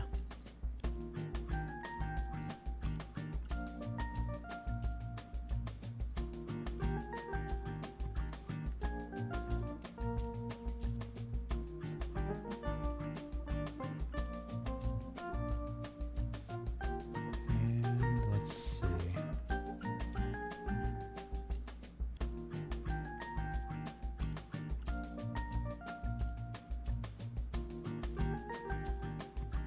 Is there a way to make this visible only to me? So I can edit it? Let's see, transform.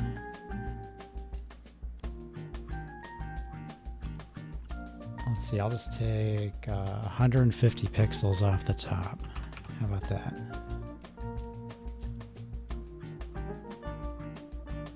Let's see, is this gonna work?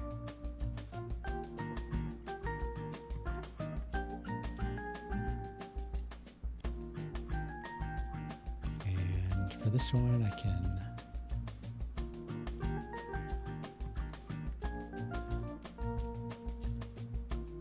this is like in front of everything. Hang on.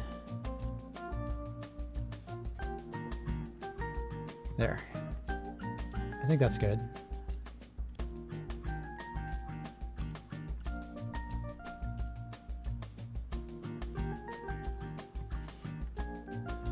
Yeah, so on the if I opened this in Edge, there would be like ads all over this. Ads everywhere. And those ads had my location on them. Well, kind of. It had my electric company. For some reason. My electric company had an advertisement. I don't know why. But this looks fine from what I'm seeing on OBS. So yeah, we'll do this. We'll get political. I am doing a watch along. Adblock reps. I don't really have anything installed for Edge because I don't normally use Edge.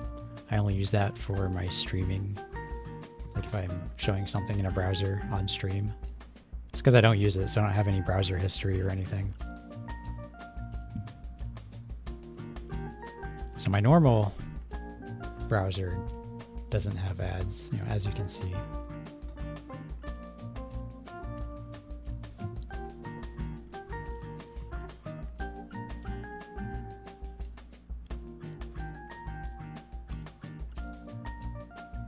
See, I'm going to be doing a watch along of the debate, assuming they don't, assuming they still have it after yesterday's verdict. Who knows? So we'll see where my politics lies. I kind of have an idea, but we'll see. I've never done just like the plain Jane political compass. I've done like the 8 values and shit, but I've never just done this basic bitch political compass test. Please note this isn't a survey and these aren't questions. They're propositions. To question the logic of individual ones that irritate you is to miss the point. Some propositions are extreme and some are moderate. That's how we can show you whether you lean towards extremism or moderation on the compass. Your responses should not be overthought. Some of them are intentionally vague. Their purpose is to trigger reactions in the mind, measuring feelings and prejudices rather than detailed opinions on policy. Yeah, fuck that. All right, I'm gonna overthink it. You can't tell me not to. It's already happening. Just a few propositions to start with, concerning no less how you see the country and the world.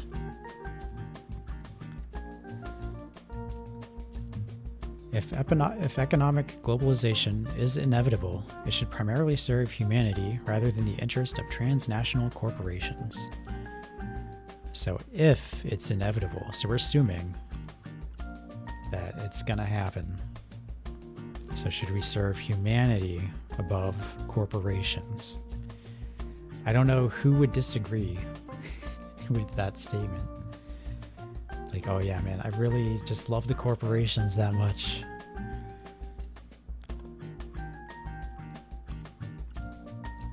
I'd always support my country, whether it was right or wrong.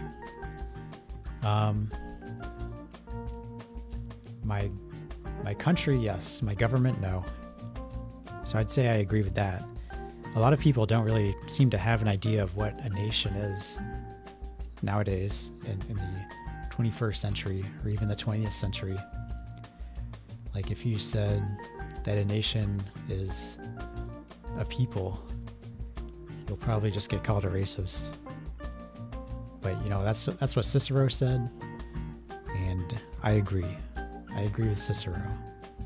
So the nation is the people, not a sheet of paper or a form of government. So I'd say, yeah. No one chooses their country of birth, so it's foolish to be proud of it? No, that's dumb.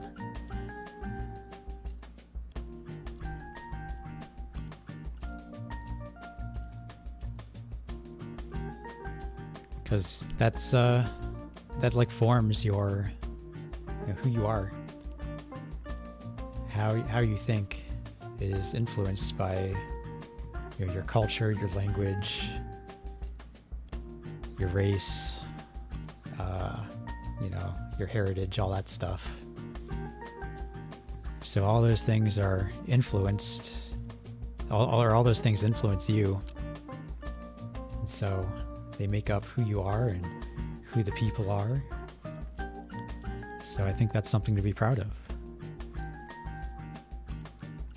And also just, the heritage point, you have my grandparents tilled the soil here in America. My great-grandparents tilled the soil. It's, there's history here. Even if you don't choose it. What happens if the people are replaced? Then it's no longer the nation. It's a economic zone, or a mass of rootless cosmopolitans, if you will.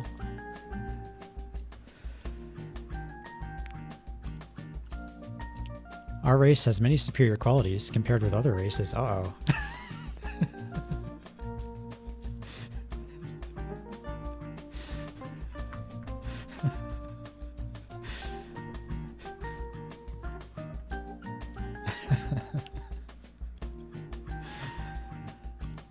I mean,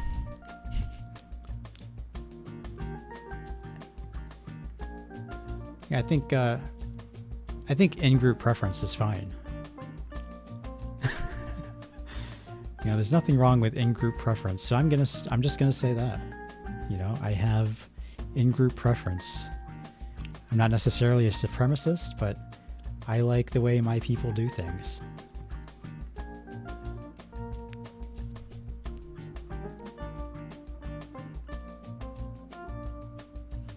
The enemy of my enemy is my friend. I'd say sometimes that's the case. Sometimes it's not.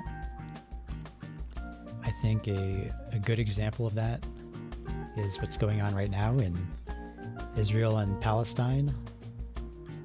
There are certain people on both sides who are just absolute scum. And so I used to kind of be like, well, these people are, they have the same goals as me. They have the same belief about this other group as I do. So maybe I should support them. But they've just gone full retard. And I don't think. So I've kind of changed my opinion on this. And I'd say I disagree. This could be the case in some instances. In a lot of instances, you might want to work together with someone you normally disagree with, just to fight a larger threat. But I'm not quite as gung-ho about that idea as I used to be. Military action that defies international law is sometimes justified. I don't really think international law is valid, so sure. It's selectively enforced. Nobody has really decided on it. And it's just not real. People with different cultures, different ideas of justice aren't going to come together and agree on some international law. So I just don't think it's valid in the first place.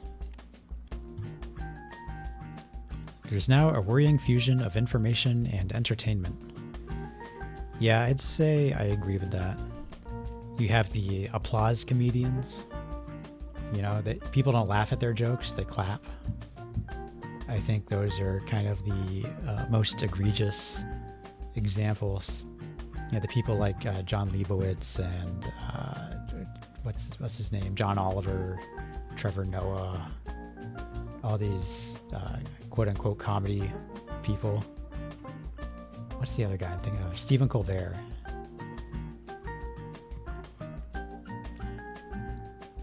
They're not funny. People don't laugh at them. They clap at them. And George Carlin was kind of like the first one of these to get big. And he's in the same boat. I don't like him either.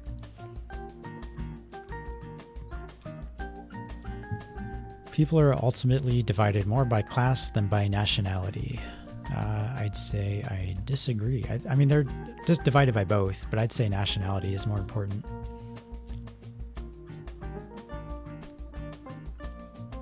Do you have more in common with a working class Filipino living in the Philippines or an upper middle class American or whatever? So I'd say nationality is definitely more important.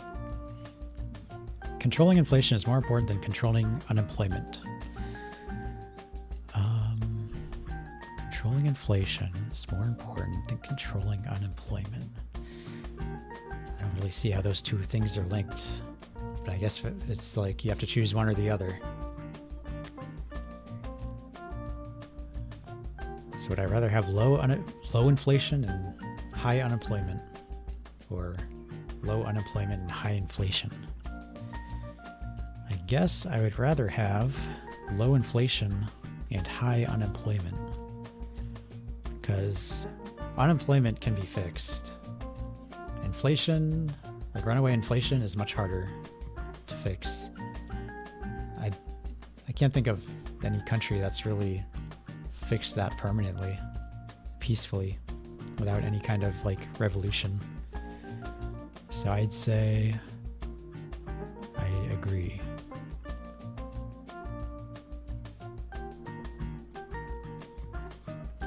Because corporations cannot be trusted to voluntarily protect the environment, they require regulation. Yeah, I'd say I agree with that, but I'd also say it has to be even-handed, which right now it is not. So there are people that don't like state power. I think state power is kind of a necessary evil, because it's obviously cheaper to cut corners and, you know, do things, you know, just dump stuff in the river or whatever.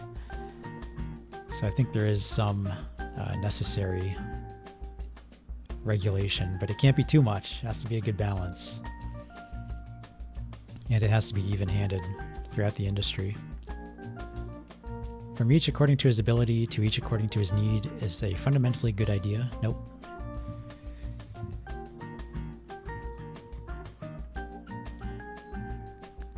The freer the market, the freer the people. It's something I used to believe in.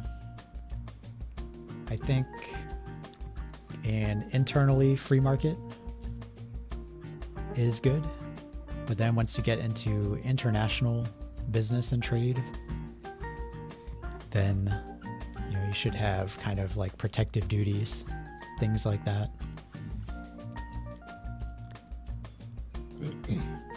That kind of thing helps promote production and productive power at home.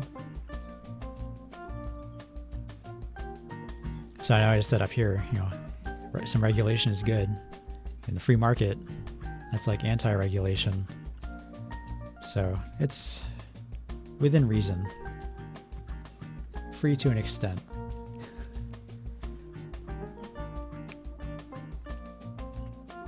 Which I'd say that's freedom in general.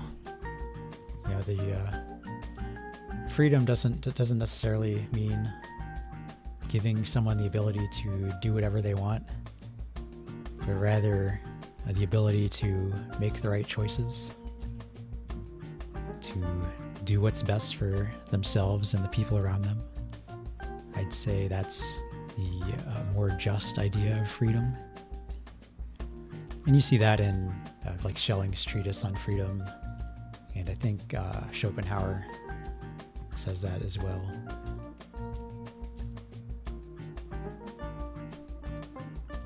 It is a sad reflection on our society that something as basic as drinking water is now a bottled, branded consumer product.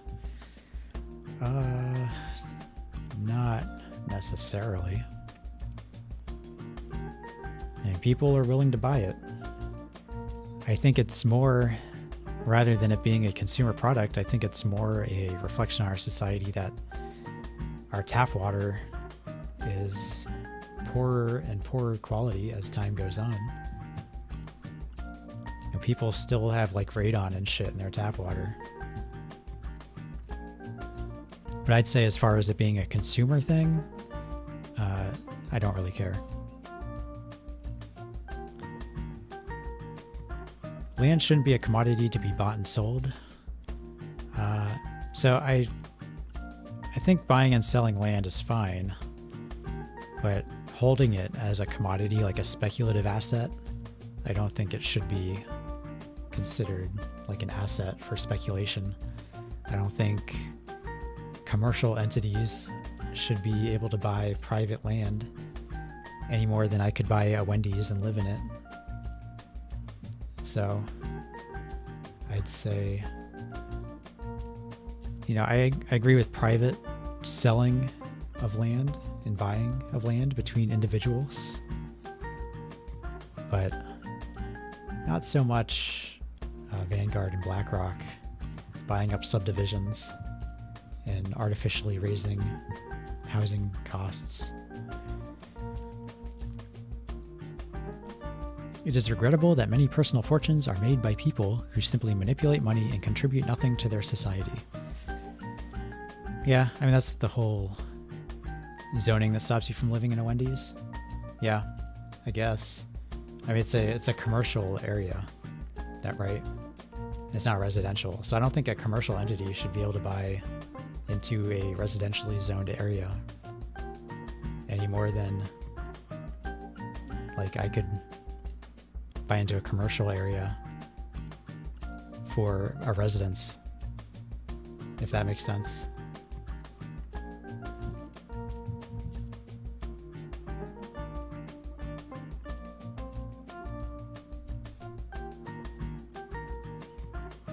It's more about just land being used as a speculative asset.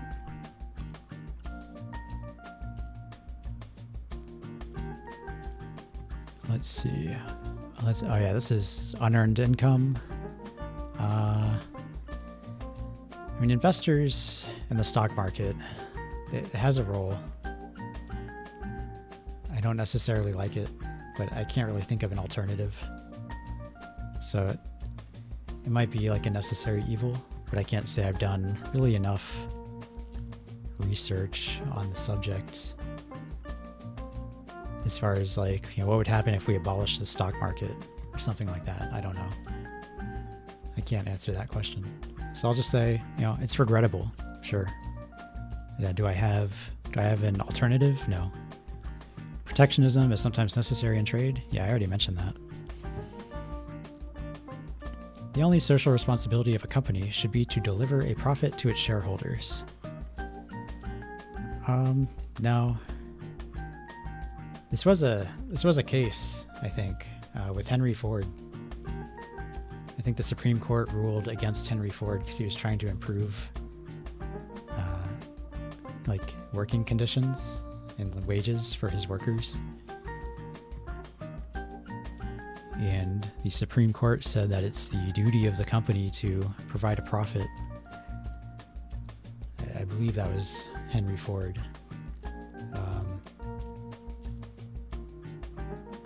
I'd say I'm Team Henry Ford here.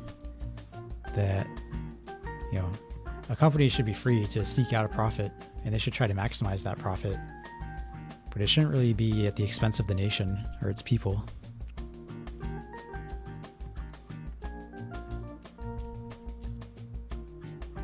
Call me a communist, I guess. I don't know. I don't think I'm a communist, but people don't like meddling in the market. But I think it's necessary sometimes. The rich are too highly taxed. I'm not really sure what the tax rates are right now.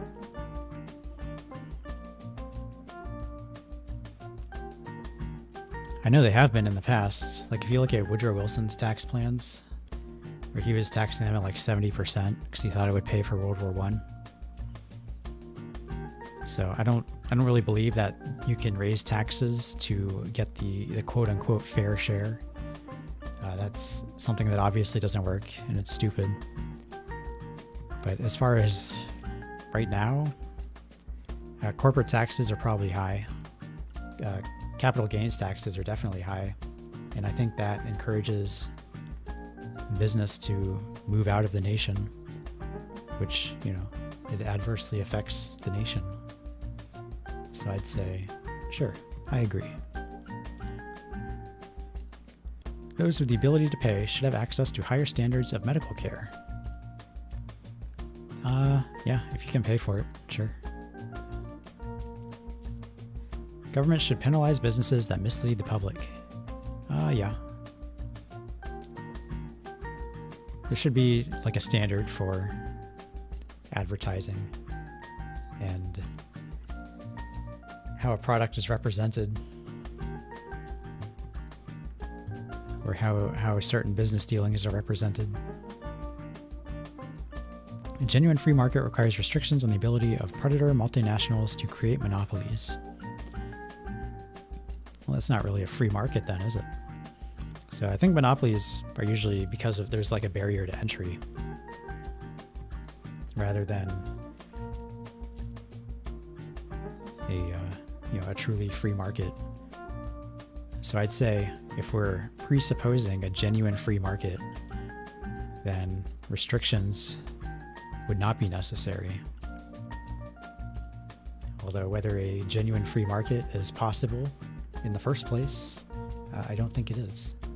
But this question is presupposing that, so I'll just answer for that.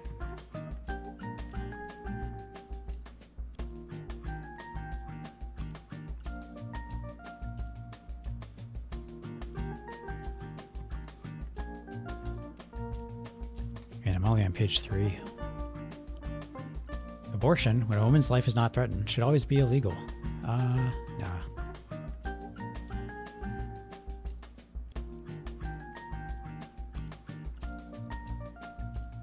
I'm okay with selecting for certain things. All authority should be questioned. Yeah, there's nothing wrong with questioning. Saying, is this the right thing to do? I don't think everyone should be getting out their cell phone and getting in someone's face every time something happens, but just thinking on something and saying, are we doing the right thing here? And asking the question. I think that's fine. Come on, just click. Did this? Uh-oh.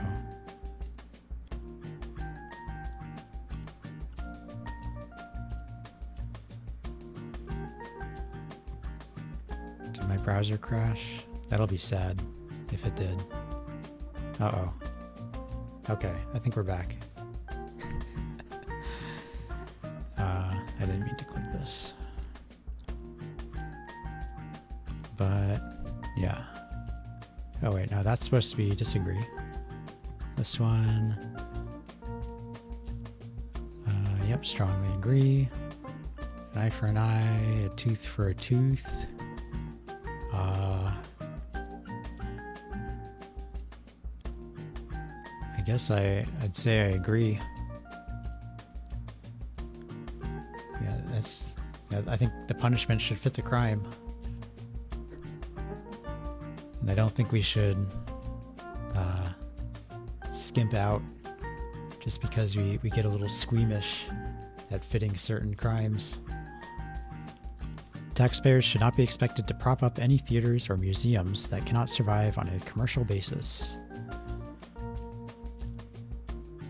Let's see, when it comes to preserving the nation's heritage, I think subsidizing that is fine. So I'd say I disagree.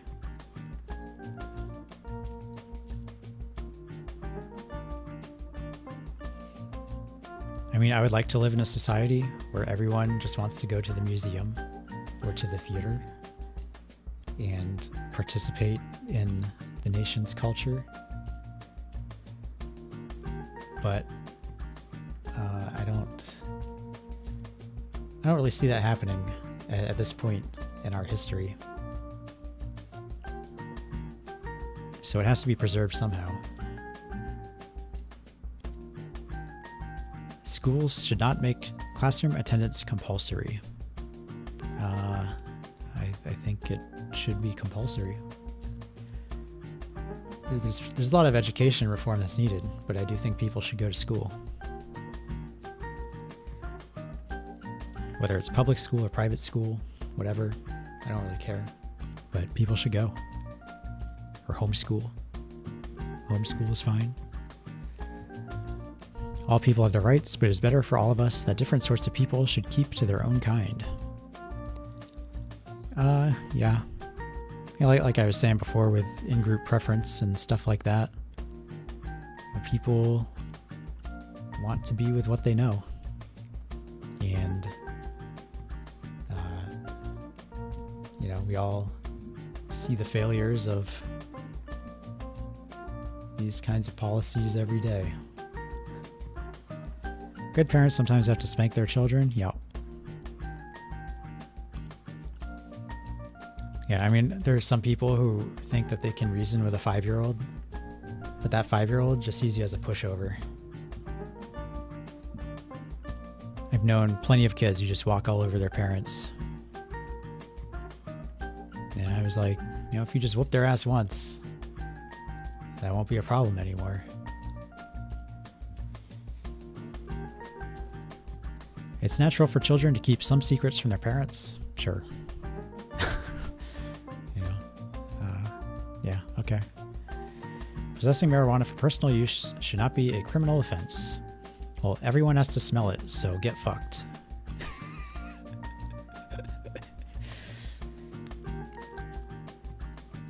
It's legal in Washington where I used to live, and you take a libertarian there. It's like an exorcism. You can see the libertarian leaving their body when they have to smell weed everywhere.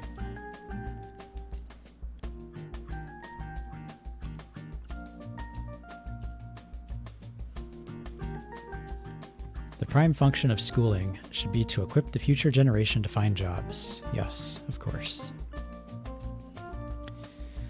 Find jobs and live in society in general. So, find jobs, do taxes, raise children, whatever. People with serious and heritable disabilities should not be allowed to reproduce. I agree.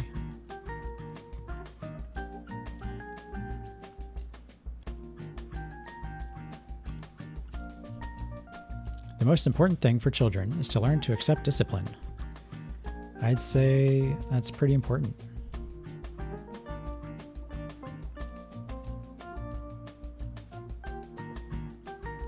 I mean, I don't expect kids to be, super rigid.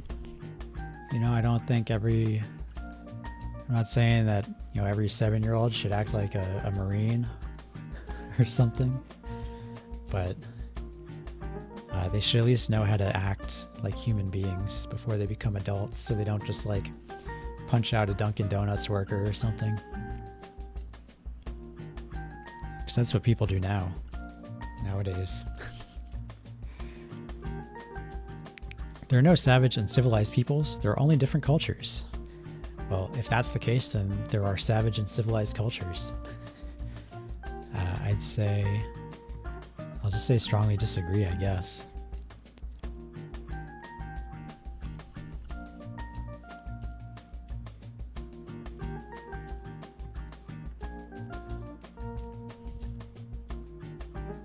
Those who are able to work and refuse the opportunity should not expect society's support.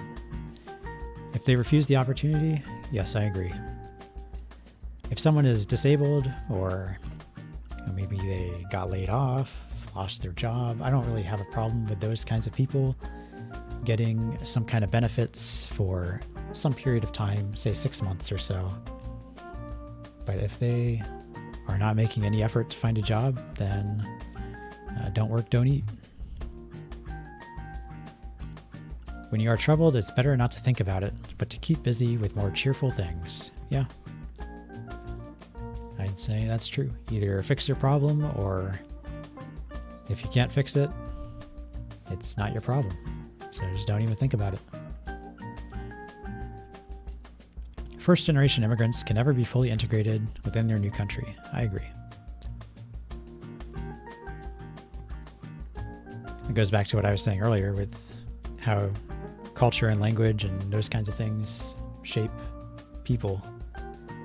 So I could never become Nigerian. I don't think any Nigerian could ever become German or American or anything else other than a Nigerian. What's good for the most successful corporations is always ultimately good for all of us. I'm not really sure what they're getting at there, but I'd say no.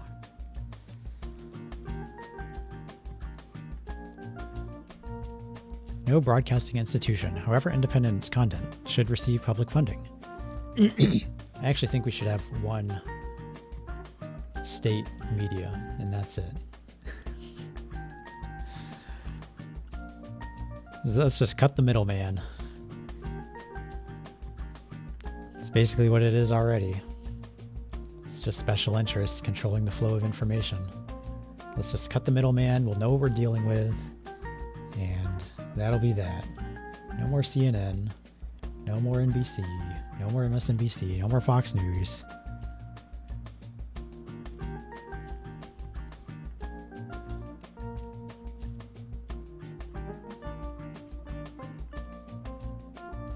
Our civil liberties are being excessively curbed in the name of counterterrorism.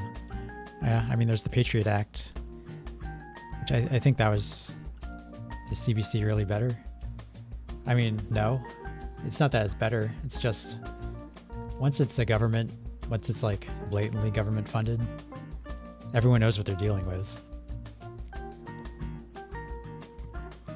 As is right now, it's basically the same thing, but we have special interests controlling private media institutions rather than the same special interests controlling a public media institution. To me, it's all the same. We're just cutting out the middleman.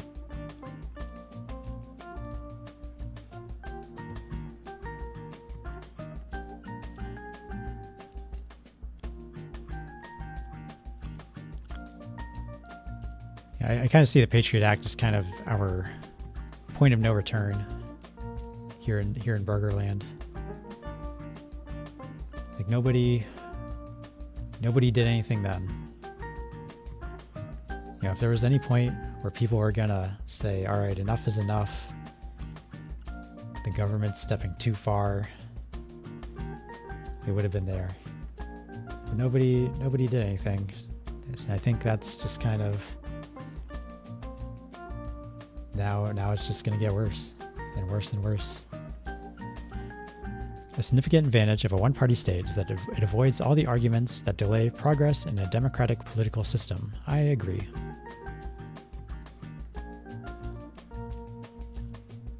I actually read something recently that covered this quite a bit.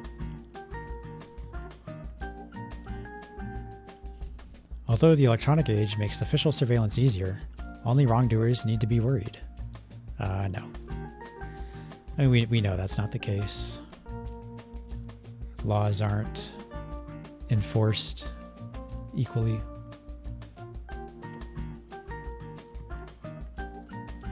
The death penalty should be an option for the most serious crimes, of course. In a civilized society, one must always have people above to be obeyed and people below to be commanded. Yeah, I think some hierarchy is necessary. Maybe not the super wide divides that you see nowadays, but I definitely think that there are, the people who are capable of running things and people who aren't. And the people who aren't shouldn't be running things. Abstract art that doesn't represent anything shouldn't be considered art at all. There are people that say that like art is in the eye of the beholder or whatever. But I've seen some of these where it's just like a red square. And that's money laundering. Which money laundering you could say is in art. You could say that's an art form. But I'll say I agree.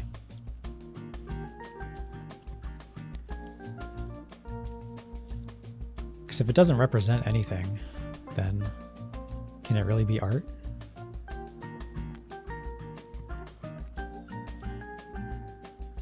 I don't think it can. In criminal justice, punishment should be more important than rehabilitation. I agree. I don't think most people can be rehabilitated. Maybe something for like possession of drugs or tax fraud. Yeah, things like that, sure. You're not going to rehabilitate a murderer or a rapist or a pedophile or any of these other people that are in jail for life. So I don't think a life sentence should even exist. It should just be the death penalty. Instead of keeping these people in daycare forever. It's a waste of time to try to rehabilitate some criminals. Hey, that's what I just said. The business person and the manufacturer are more important than the writer and the artist. So the writer and the artist, that's your culture.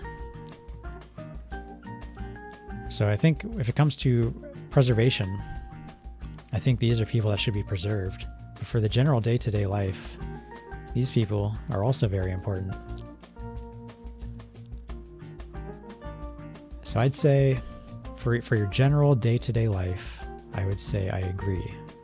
Although I don't necessarily think that the writer and the artist are unimportant. Just that, kind of focus on these guys in the day-to-day. Mothers may have careers, but the first duty is to be homemakers. I agree with that. I think that's something a lot of people are kind of going back to. Daycare is ridiculous, both in cost and just the idea of leaving your child with a schizophrenic teenager. So it's so expensive now if you're a mother and you're making less than 6 figures. You might as well just stay home. A lot of people I work with are coming to the same conclusions. So I think that's kind of a direction that society is going back to, and I think that's a good thing. Children should be with their parents, and parents should be with their children. Almost all politicians promise economic growth, but we should heed the warnings of climate science that growth is detrimental to our efforts to curb global warming.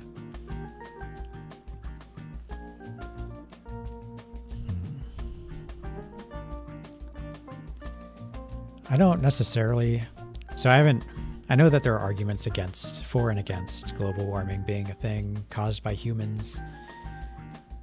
I don't really know that much about it, but I do think that we have a duty to be good stewards of our environment, of our nation, and we should, we should follow that duty. So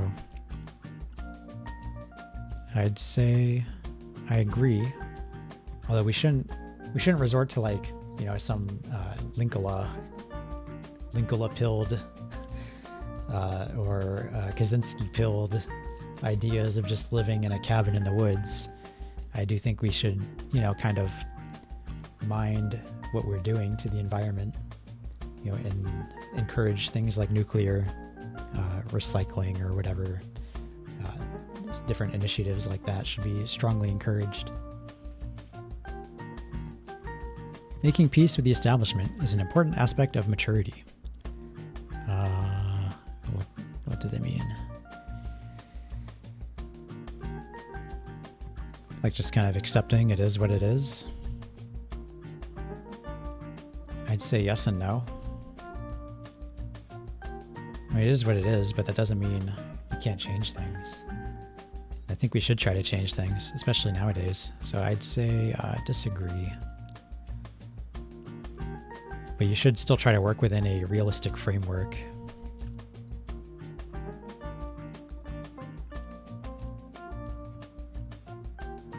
Astrology accurately explains many things. No. You cannot be moral without being religious. I mean, there have been plenty of moral, irreligious people and plenty of immoral, religious people.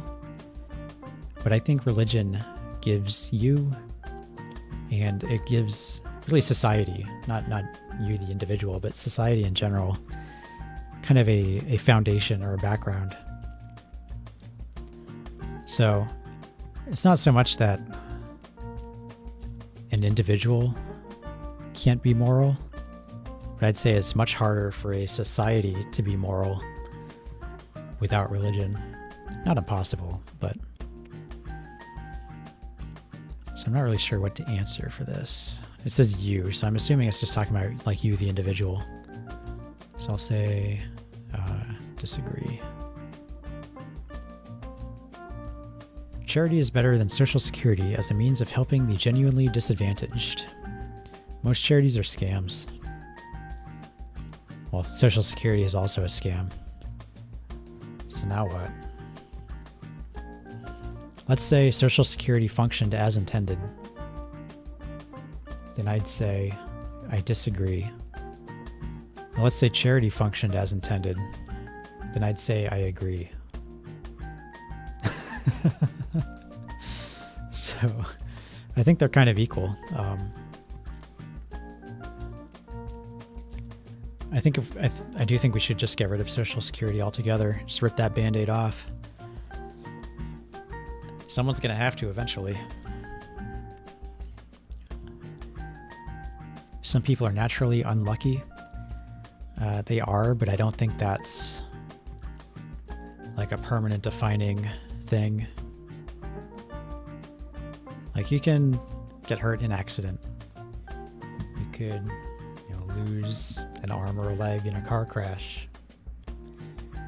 You could have someone close to you die. All of these things could affect you and affect your ability to work.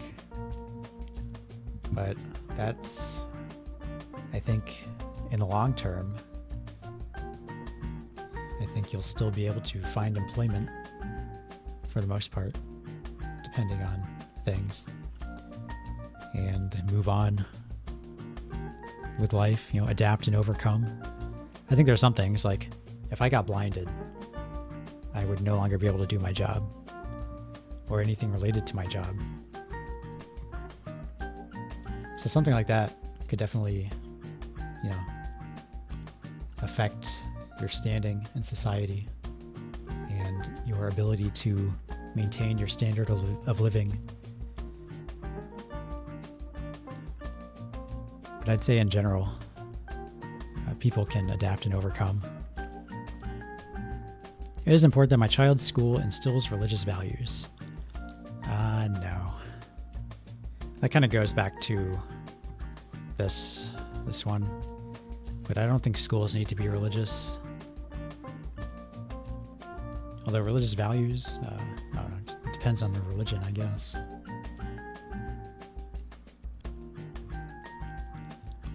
Yeah, look at sex. Hell yeah. Let's go. Sex outside marriage is usually immoral. I would agree, but I also I don't think it should be something condemned, really. We should just kind of acknowledge we shouldn't do it that much, but sometimes you want to test drive a car before you buy it.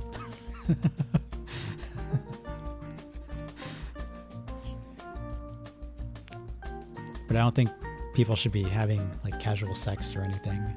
I think that's I would categorize that as immoral.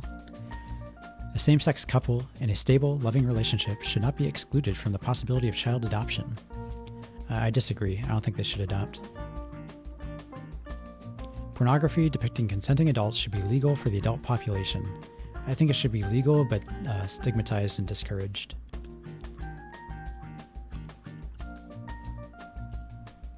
What goes on in a private bedroom between consenting adults is no business of the state. I disagree.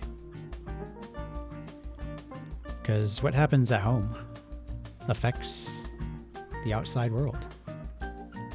How you conduct yourself at home and your culture, your values, all those things kind of bleed out into society. So I think a certain level of degeneracy is okay. But this out of sight, out of mind mentality, I can't really agree with. No one can feel naturally homosexual. I think they can. I've known people who, weren't molested or anything, and weren't like porn addicts, and they still ended up being gay.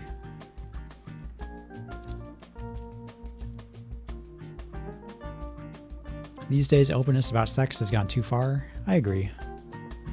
I don't care to hear anything about what people are doing or who people are doing or whatever. I think I'll change this to just disagree, because it says business of the state.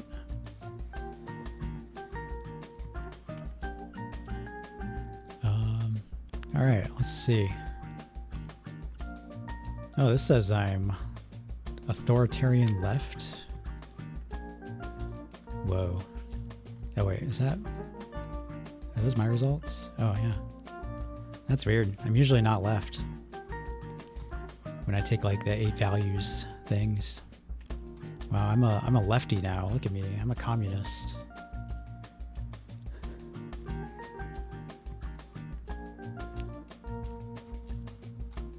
That's weird.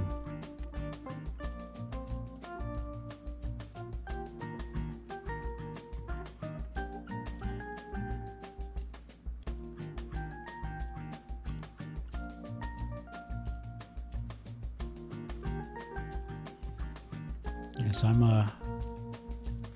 kind of close to China, a little less authoritarian than China.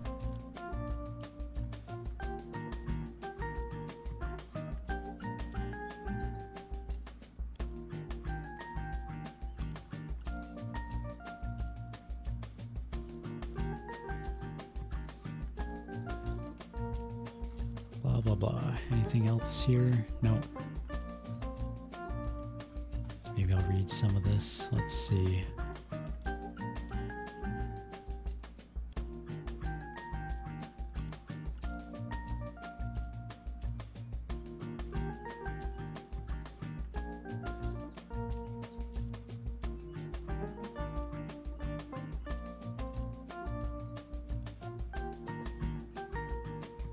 Okay, so this is the social scale, the authoritarian to libertarian. Economic is left and right.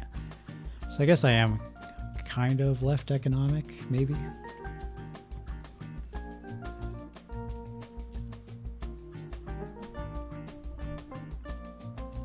Nevertheless, the more nationalistic and authoritarian a party or individual is, the more, quote, right-wing they're still labeled. Blah, blah, blah.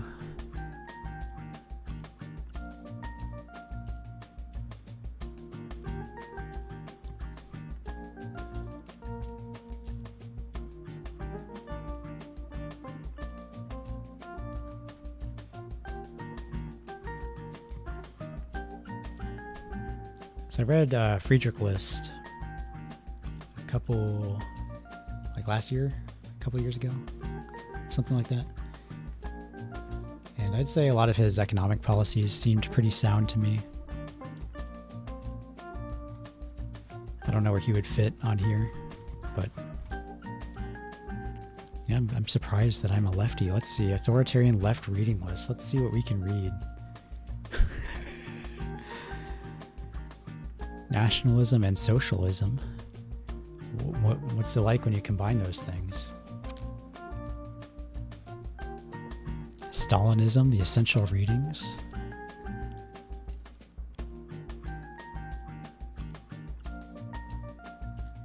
The essential works of Lenin.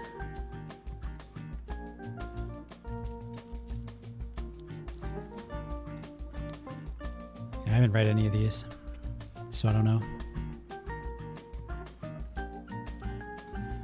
I've read some things by people that are generally considered left-wing, though, and I didn't really agree with them. So I am surprised that this put me on the left side of the scale. Not surprised about authoritarian, because that's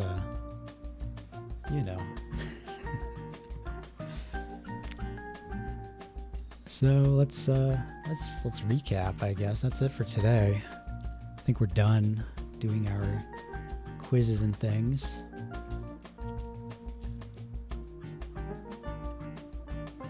So let's see. Let's take this off. There. So we got 74 on the autism test, which put us above the minimum score which autism is considered, but well below the mean score. And we got 30 out of 36 for this reading the mind in the eyes test, which is better than I thought I would do. But we also talked about how this could be influenced by a few different things. So maybe COVID, maybe whatever made me score better. And then my MBTI was INTJ, the architect. Architects keep winning.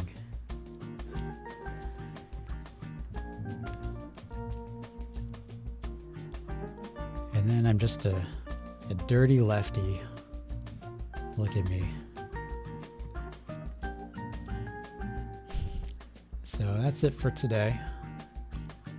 Tomorrow, I'll be finishing up my reading of the Federalist Papers. So look forward to that. And I'm still on call, so that might change. The time might change, or it might move to Sunday. But as of right now, the plan is tomorrow afternoon. And then next week, I'll play some more DMC4. And we'll start something else. I'm not really sure exactly what I want to start yet. But there is a book that I want to read on stream that was previously censored. So, and as far as I can tell, this will be the first time, or it would be the first time this book is available to people online, even as far as piracy goes. And it's been pretty fairly frequently discussed and requested for reprints and stuff, but it's not in the public domain yet. And it won't be in the public domain for another 5 years, I think. So I know Antelope Hill wants to reprint it when it goes into the public domain, but I'd like to read it and get it out there before then, just so people can know. But I'm probably going to take a little break from reading, so I'll start a game next week or some other such activity that won't involve reading a book on stream. So look forward to that.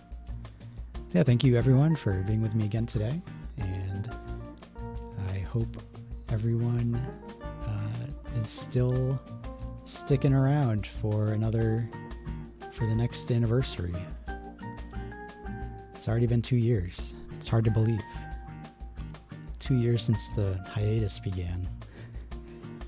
Because like I mentioned earlier, that's why I started doing this. It was just something to kind of fill the void when Bayatani went on hiatus.